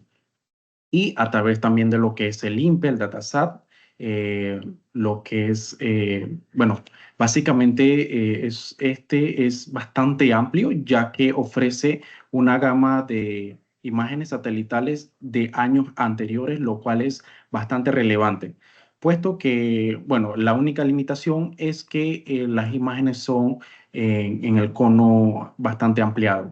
MeteoBlue, que también es un visualizador de acceso libre y es bastante impresionante todo lo que ofrece este software e incluso descargas de archivos en varios formatos como CSV para luego procesarlos e incluso a través de QGIS.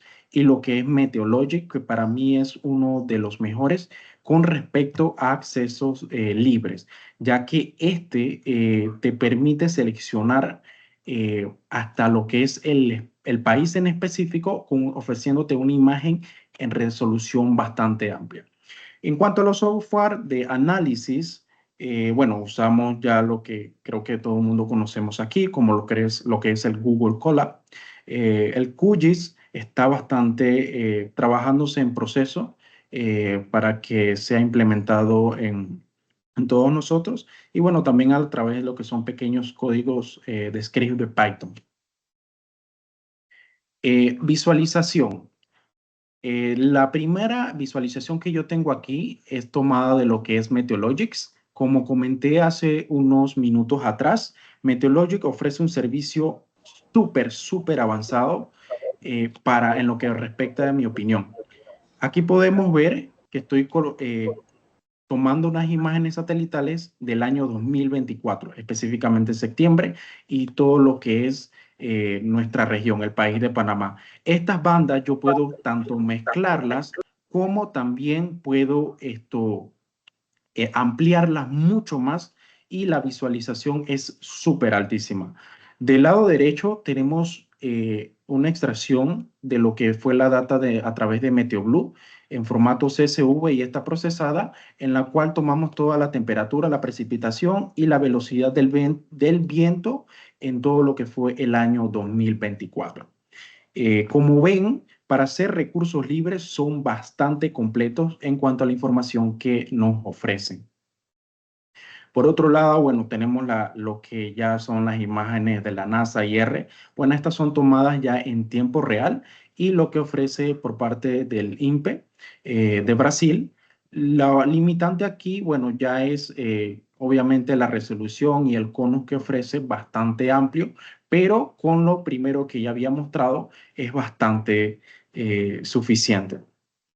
Por acá tenemos un código, un script de Python trabajado con aquí el compañero Sousa, el cual pues se integran todas las imágenes satelitales, las diferentes bandas de las imágenes satelitales sobre nuestro país. Estas son modificables, no están todas visibles en este momento.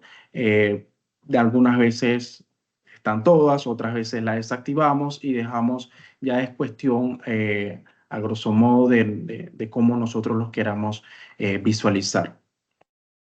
Por otro lado, tenemos uno de los últimos productos que fue trabajado, bueno, directamente desde el IMPA y de forma interna, en el cual se ofrece, todavía no está a la disposición del país, pero se espera que ese sea el resultado final a disposición pública, en el que pues se integran 3 tipos de imágenes, tanto lo que es la IR, la banda IR, la visible y también una mezcla de ambas. Este portal no solamente incluye imágenes satelitales, sino que también está integrado a las 309 estaciones meteorológicas que tenemos a nivel nacional, y aunado a ello ofrece una serie de información cuando uno le da clic en cada una de las estaciones.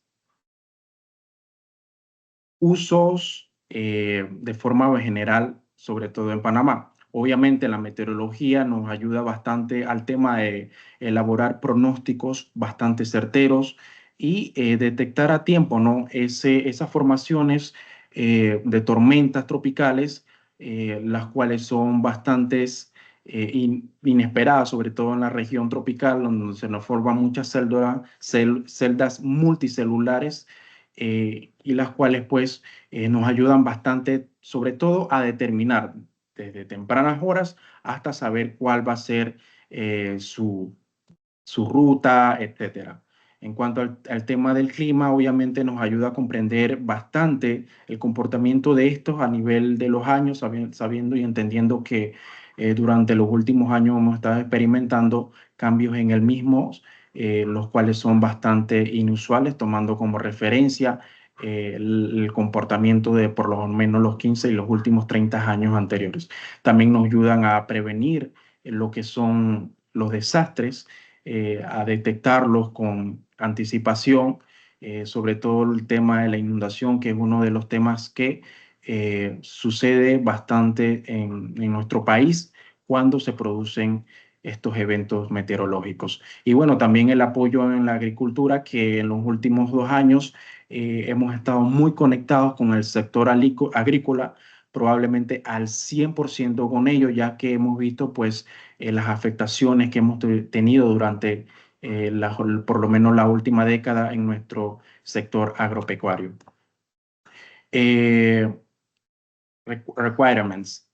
Obviamente, acceso a la data, la cual pues es bastante limitada en algunos casos, y bueno, la mayoría requiere bastante de lo que son licencias, etcétera. Desarrollo más de lo que son scripts de Python para pues ayudarnos a automatizar mucho más lo que son nuestros procesos, definir más lo que son las áreas específicamente sobre nuestro país. Y puesto a esto, pues también incluyo lo que es la orografía de nuestro país, que es bastante particular y creo que única en Centroamérica. Obviamente también, como comentaba anteriormente, lo que son el tema de las licencias y un mejor también, sobre todo, conocimiento computacional, entendiendo que vamos años luz, ¿no? Colaboración internacional sobre todo, y ahora pues después de tanto año esto es clave para nosotros y sobre todo en esta reunión. Bueno, resultado de lo que hemos logrado por lo menos en estos últimos años, un monitoreo mucho más mejor, tenemos pronósticos un poco más precisos de los que antes teníamos. Hemos desarrollado bastantes habilidades, aunque bueno, tenemos bastante de lo que son el tema de la licencia limitada, pues los resultados a través de los recursos gratuitos que encontramos, pues nos han ayudado bastante al tema de tanto estudios como posibles resultados de los mismos. Y bueno, sobre todo creo que el punto, pero sobre todo el más importante, nos ayuda a preservar lo que son las vidas humanas con un pronóstico mucho más anticipado. Esto es todo por parte del Instituto de Meteorología e Hidrología de Panamá. Muchas gracias a todos. Excelente, excelente. Thank you very much, Abdiel. Muchas gracias.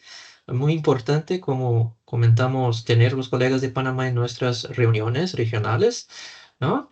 Y entonces, with this contribution from Panama, we now have had presentations delivered by 19 member countries from RA-III and RA-IV over the past few years, covering satellite data usage, including Argentina, Belize, Brazil, Barbados, Canada, Chile, Colombia, Costa Rica, Curacao, Ecuador, El Salvador, Guatemala, Mexico, Peru, Trinidad and Tobago, Venezuela, Suriname, and now Panama.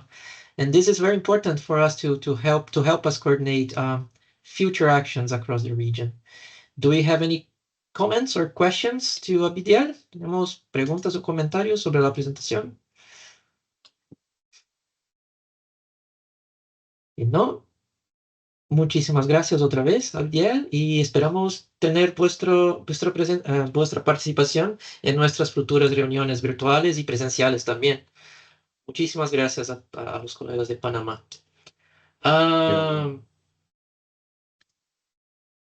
Y ahora,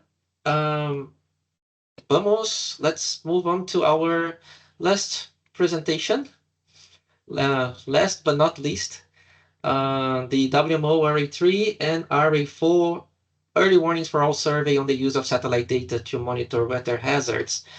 Back in our teleconference number 35, we discussed how this group would support the early warnings for all initiative. At that time, we presented the organization of 2 virtual workshops on the use of satellite data for hazard monitoring, which are now available on the group's webpage.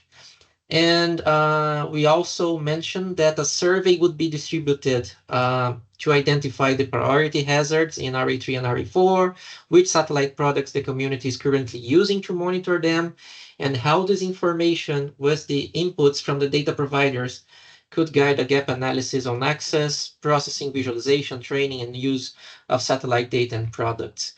And the objective is to use these results to develop a regional implementation plan addressing the gaps identified and integrate them into the regional operating plans.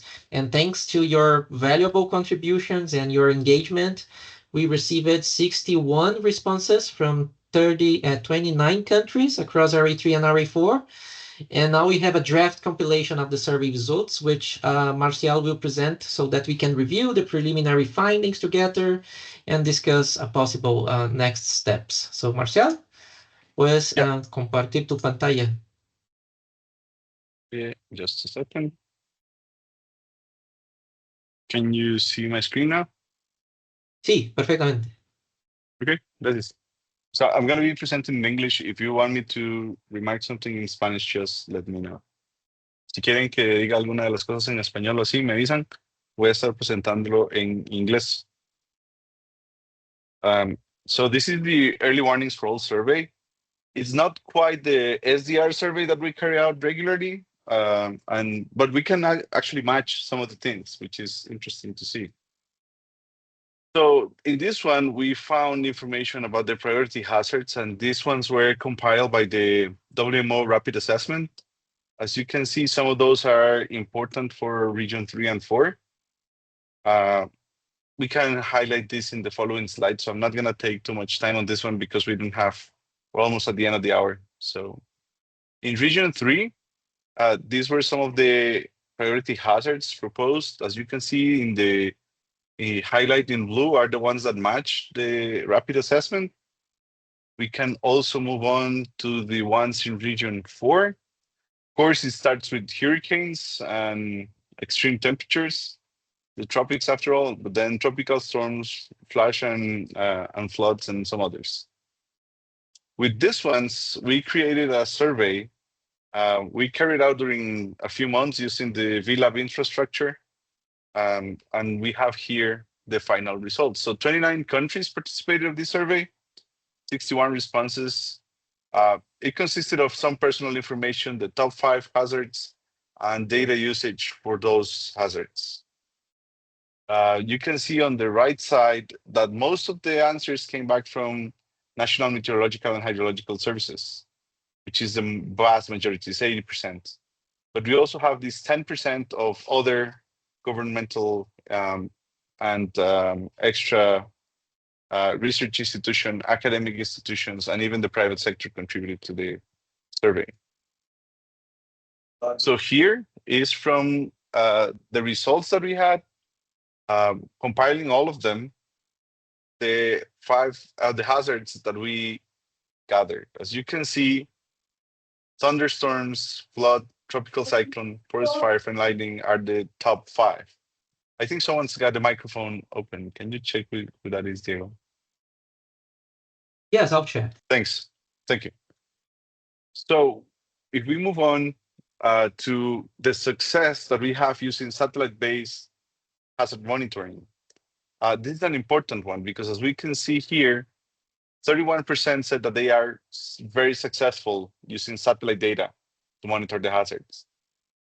But there is this 20% where they have limited success. And then there is this big 49% of moderate success. That means that, a large part of the group, almost 70%, is having difficulties using satellite data to monitor whatever they need to monitor. This is an important one, and I would like you to remember these numbers because at some point in the future, we would like to see this mostly green, right? So these are the issues on satellite-based hazard monitoring. As you can see, the top one is inadequacies of the data. And these ones we have, this entire presentation is almost 80 slides. I'm not going to do that right now because we don't have the time. But if you want to look deeper into this, we can send you the entire presentation because it's worth looking into this. Because when you said, for example, the second one is lack of training. We know we have been training a lot. We do a lot of training. The satellite operators train a lot, centers of excellence, the regional training centers, and all of us, we train a lot. So the second issue is lack of training. We will see that in a minute. But then there is the lack of processing and visualization software, data volume, lack of documentation. And remember, not necessarily the documentation is lacking on, for example, manuals or quick guides. Maybe it's internal documentation and some other things that could be affecting this point here. So if we look at training, and I think this is an important result from the previous surveys that we had, the basic training needed is now very low compared to basic training completed. And I think this is an important result for the SDR group because it used to be the opposite. So that means we have been training a lot of the basic training, which is great. But advanced training needed, it's still very high. It's the highest of all. So we need to also support what we do and these hazards. We can improve on those by actually giving this advanced training.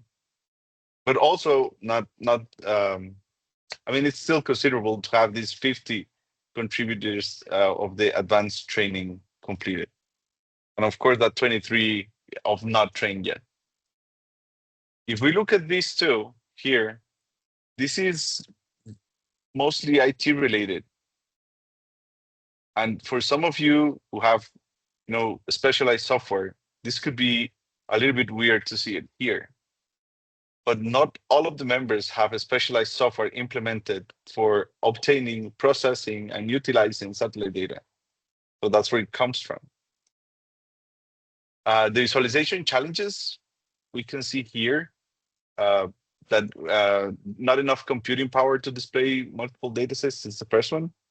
This one has been there for a while, and I'm not sure if Diego would like to say something about this one because it's related to the infrastructure in each of the members' meteorological services and their capabilities of processing the information. So it's somehow hard to actually make it go away quickly. But this one, for example, cannot overlay NWP data on satellite, this is a tool problem. So we need better tools to use the information. There's this combination of satellite data with in situ observations. Similarly, this is a software problem, right? Maybe a proper tool would simply make these two, and the second and the third one, we can make these ones go away in a faster speed than the first one, probably. And I'm not sure if Diego would like to comment on something on the visualization challenges. I just would like to comment that this is the perfect kind of questions we discuss in our social networks, in our WhatsApp group. So we discuss specific things as we see in this slide. So I think that the most effective way to address this is through these fast communication among members. Right. Yeah, for example, if you look at the fifth one, it says we cannot zoom into our area of interest using satellite viewer. So if you're using a web-based, some of the web-based tools, they present you with fixed maps that you can use a particular product. So they cannot easily zoom into their countries or regions of interest. So this can be solved with a tool. Sorry about that. With a proper tool for satellite data viewing. So the mesoscale sectors, this one says, you see, many people use this information. So over 60% of the people use the mesoscales, but they don't know how to request it. So we know NOAA has a proper structure of how to request the mesoscale. Sorry about that. But they don't know how to request it. They don't have visualization tools for that one. And some others, they don't even know what the data from the mesoscale actually is.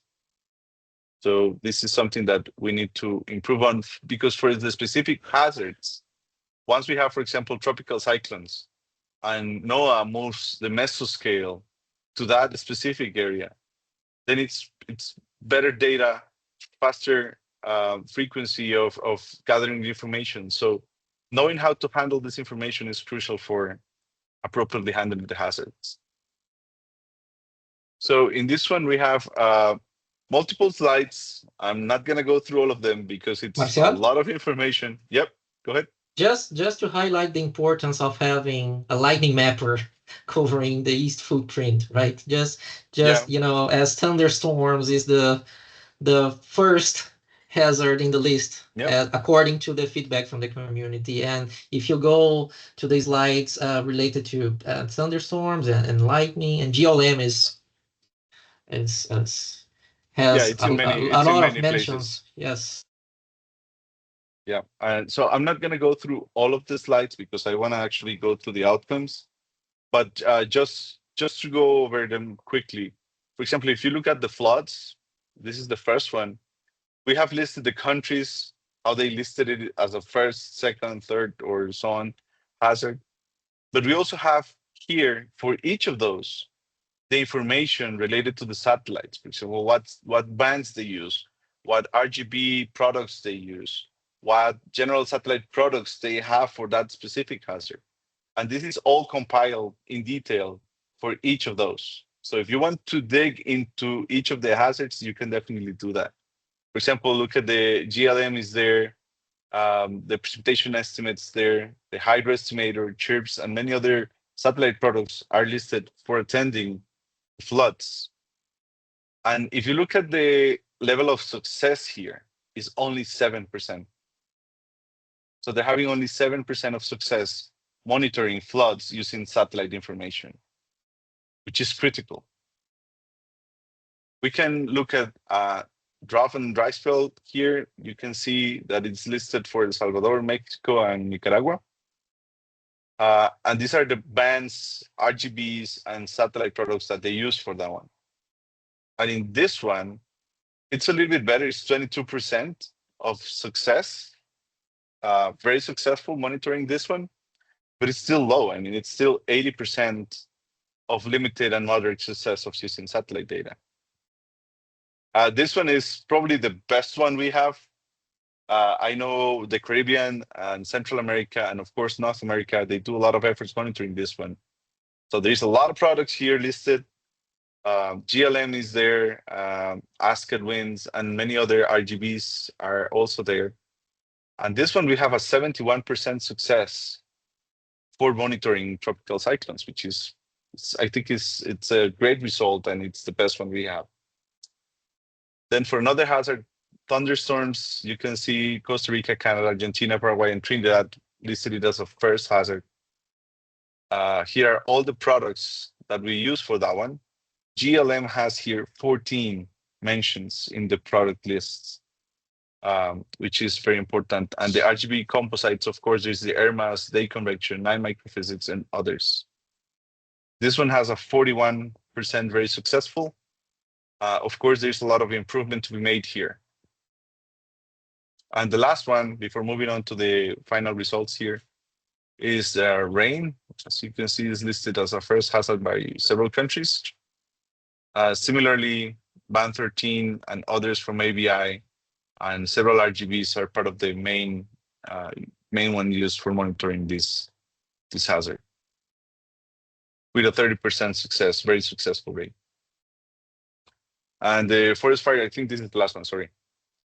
And the forest fires, Canada, of course, Chile, Colombia, and Mexico here.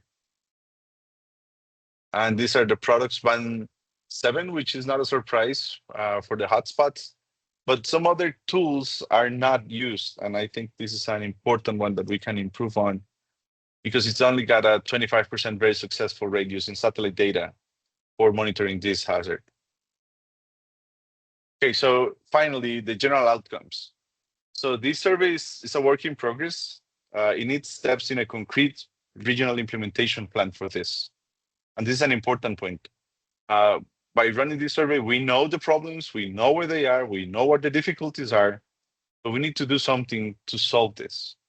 And we need to create this regional implementation plan. And I think the main actors that can contribute towards that plan are in this meeting.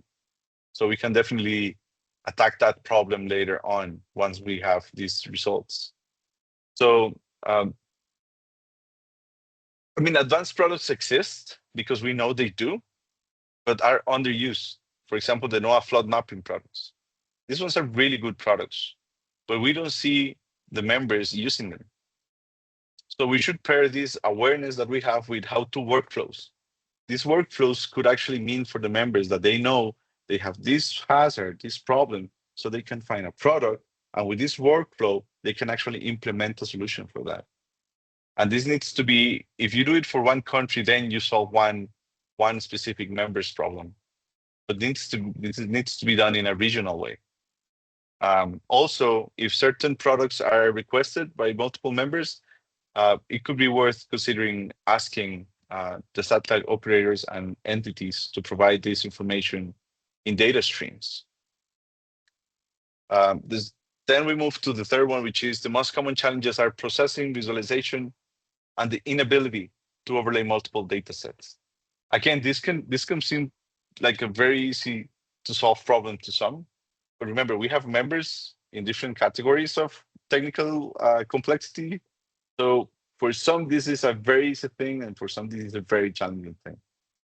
So the solutions that we provide must include ready-to-run tools and examples in addition to more and better data. And this is an important one. More data is not going to solve this issue. If you provide more data to people who already have problems processing and adding multiple data sets, you're just going to increase the problem. So there needs to be a better solution for that one. And of course, for many of our members in region 3 and 4, Python and Jupyter notebooks and Colab notebooks are really good tools because some of the users actually can generate products out of it. It's not all users that have the necessary skills. And we see these in other parts of the planet. But they can definitely benefit from these ones. Basic training can be found in many places. Many of our regional training centers of excellence, and satellite operators are giving this type of training, but we need to move to more complex or complicated utilization of the products. And this advanced training is something that we definitely need to look into the future.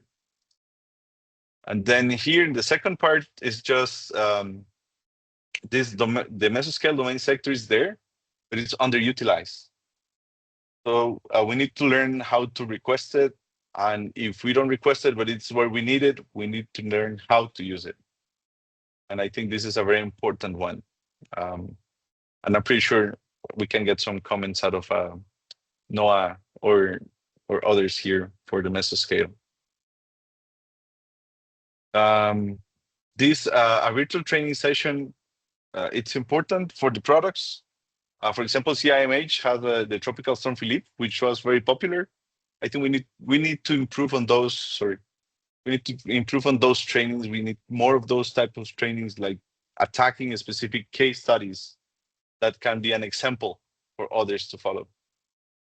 And then these last two, these ones are kind of a proposal for you because to avoid this no infrastructure, no software, we need to attack it in different levels. Because if we try to aim for the perfect solution for everybody, we may fail because we're not ready for that in some of the member countries.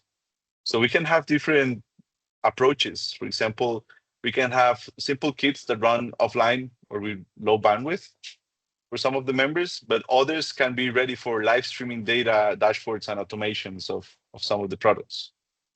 And then finally, the eighth one is we could create these how-to workflows for the top hazards. If we want to take all these plots that we saw earlier and move them into 100% green, which would be ideal for everybody, we need to have these workflows that we can actually provide the members with. So if you're monitoring this, this is a way of doing it. And of course, they can improve on it. They can even retro feedback the members and say, okay, this is an improvement on the workflow that you can use. And we can all benefit from it. An example is for those three hazards listed there, but we can definitely do better for those. And I think that's it. That is the end of it. Sorry for taking so long and going over the time.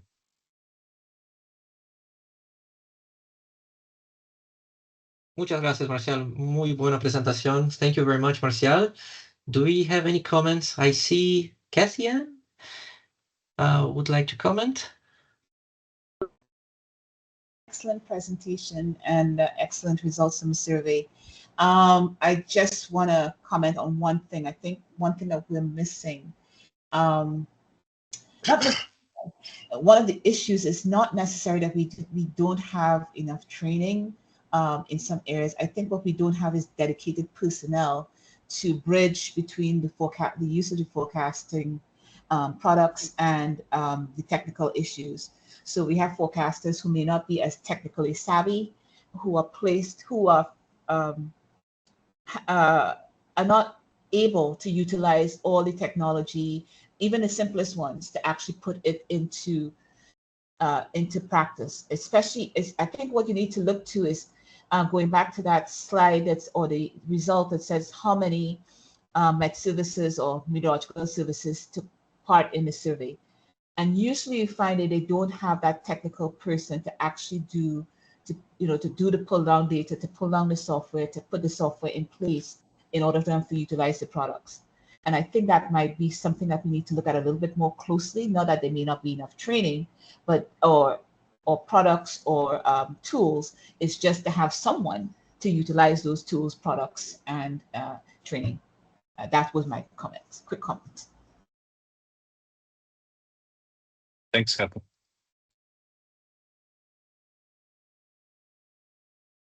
Any other comments or questions? Over the time, so we don't want to take longer, but we have a couple. Yeah, go ahead. Jorge Dante. Hola, Marcial. Mi amigo Jorge Chira. Adelante. Sí. ¿Qué tal? ¿Cómo estás, Marcial? Muy buena presentación. Felicitaciones a ti, a todo el equipo. Una consulta que quiero hacerte es que cuando se habla de la capacitación, del entrenamiento, quizás enfocamos que el personal sigue siendo el mismo, ¿no? Pero habría que tomar en cuenta si hay rotación de personal o si también el personal que está entrenado está vinculado a determinados productos que les gusta más, y no necesariamente a otros productos que pueden ser de utilidad. Ese es algo que también quizás pueda mejorar en una próxima encuesta, ¿no? Porque el personal en los diferentes servicios puede estar cambiando y no es estático, ¿no? Y no necesariamente puede el que ha recibido el entrenamiento dar un resultado, porque ahora ese puesto es ocupado por otro, ¿no? Eso puede estar sucediendo también y habría que ver cómo medirlo. Ese es mi comentario. Muchas gracias. Gracias, Jorge. Sí, es un excelente comentario. Pasa muy seguido que entrenamos a una persona para una tarea y de repente la pasan a otro lugar y entonces la capacidad existe, pero está ubicada en otro punto. Entonces sí, es un excelente punto. Muchas gracias por hacerlo. Daniel.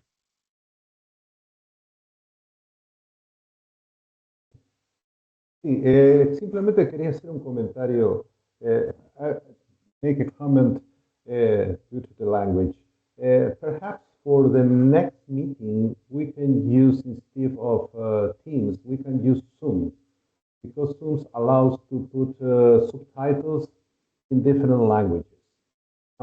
Right now we have a license in WMO for Zoom, so I believe that this could be quite useful for all the people who, speak different languages in this group to follow the conversation and the presentation in their own language with subtitles.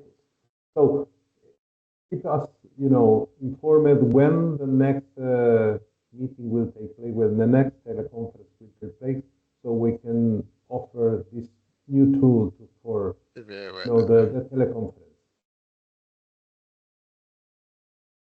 Thanks, Daniel.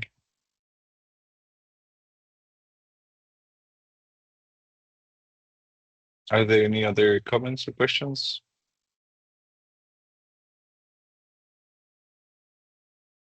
I think we're done then. Okay. Before we wrap up, are there any other business requests, comments, updates, or are there any other updates that members would like to share with the group? I have one comment. As you may know, Bernie Connell is going to retire soon, right? Bernie, are you still there? Yes, I'm still here. Actually, let me see. Maybe you can see me a little better. Yes. Yes, I'm formally retiring next week, September 10th. I'd just like to say thank you to the community. I've been involved in a lot of these activities for over 25 years.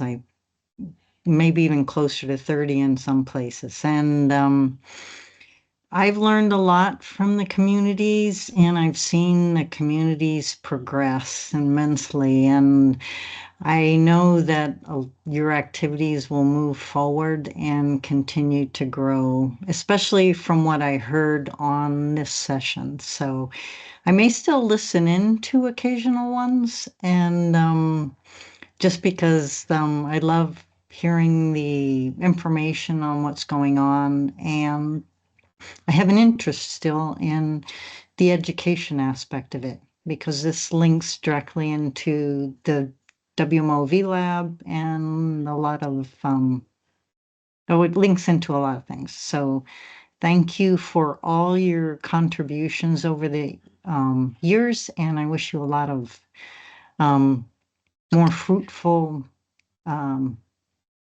endeavors in the future. So. Okay, thank you very much, Bernie. I'd like to take this moment to recognize her incredible contributions to our work and to the international community over the years. We truly appreciate all the dedication and support Bernie has shared with the VLab community through many capacity building events, organizing regional focus group meetings, assisting during the satellite conferences, AmeriGeo Weeks, the SDR coordination group meetings, and many, many other initiatives where she always offered her support. And personally, the first time I interacted with Bernie was in December 2013 during the GeoNetcast week. And since then, we've probably spoken on a weekly basis to discuss training activities. So I've learned so much from Bernie. So let's definitively keep in touch. Okay. I will really miss you in our activities. I'm sure our international colleagues feel the same. So we wish you all the very best in your retirement. Yeah, thank you.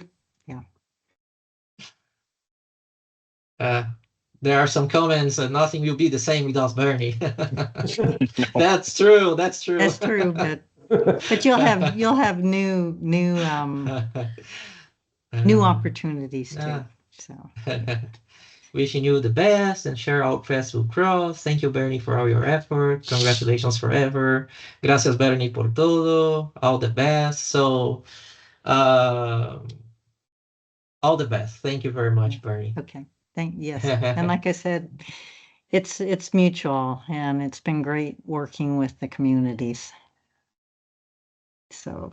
Gracias por todo. Yeah. Thanks. Gracias por todo. Yeah. Obrigado por tudo. Yeah. Okay. And have a great weekend. Okay. Thank you. So Yeah, thank you all for your participation and contributions. We really appreciate it. Muchísimas gracias. Fue un excelente número para nuestra reunión. All the presentations, the recording will be available through our webpage, and let's continue interacting and working on the proposed regional actions until our next teleconference. Thank you very much. Muchas gracias. Thank you. Thank you. Muchas gracias Thanks, a todos. everybody. Muchas gracias. Hasta luego. Hasta luego. Gracias. Buen día. Gracias. Estamos Muchas gracias. estamos comunicando.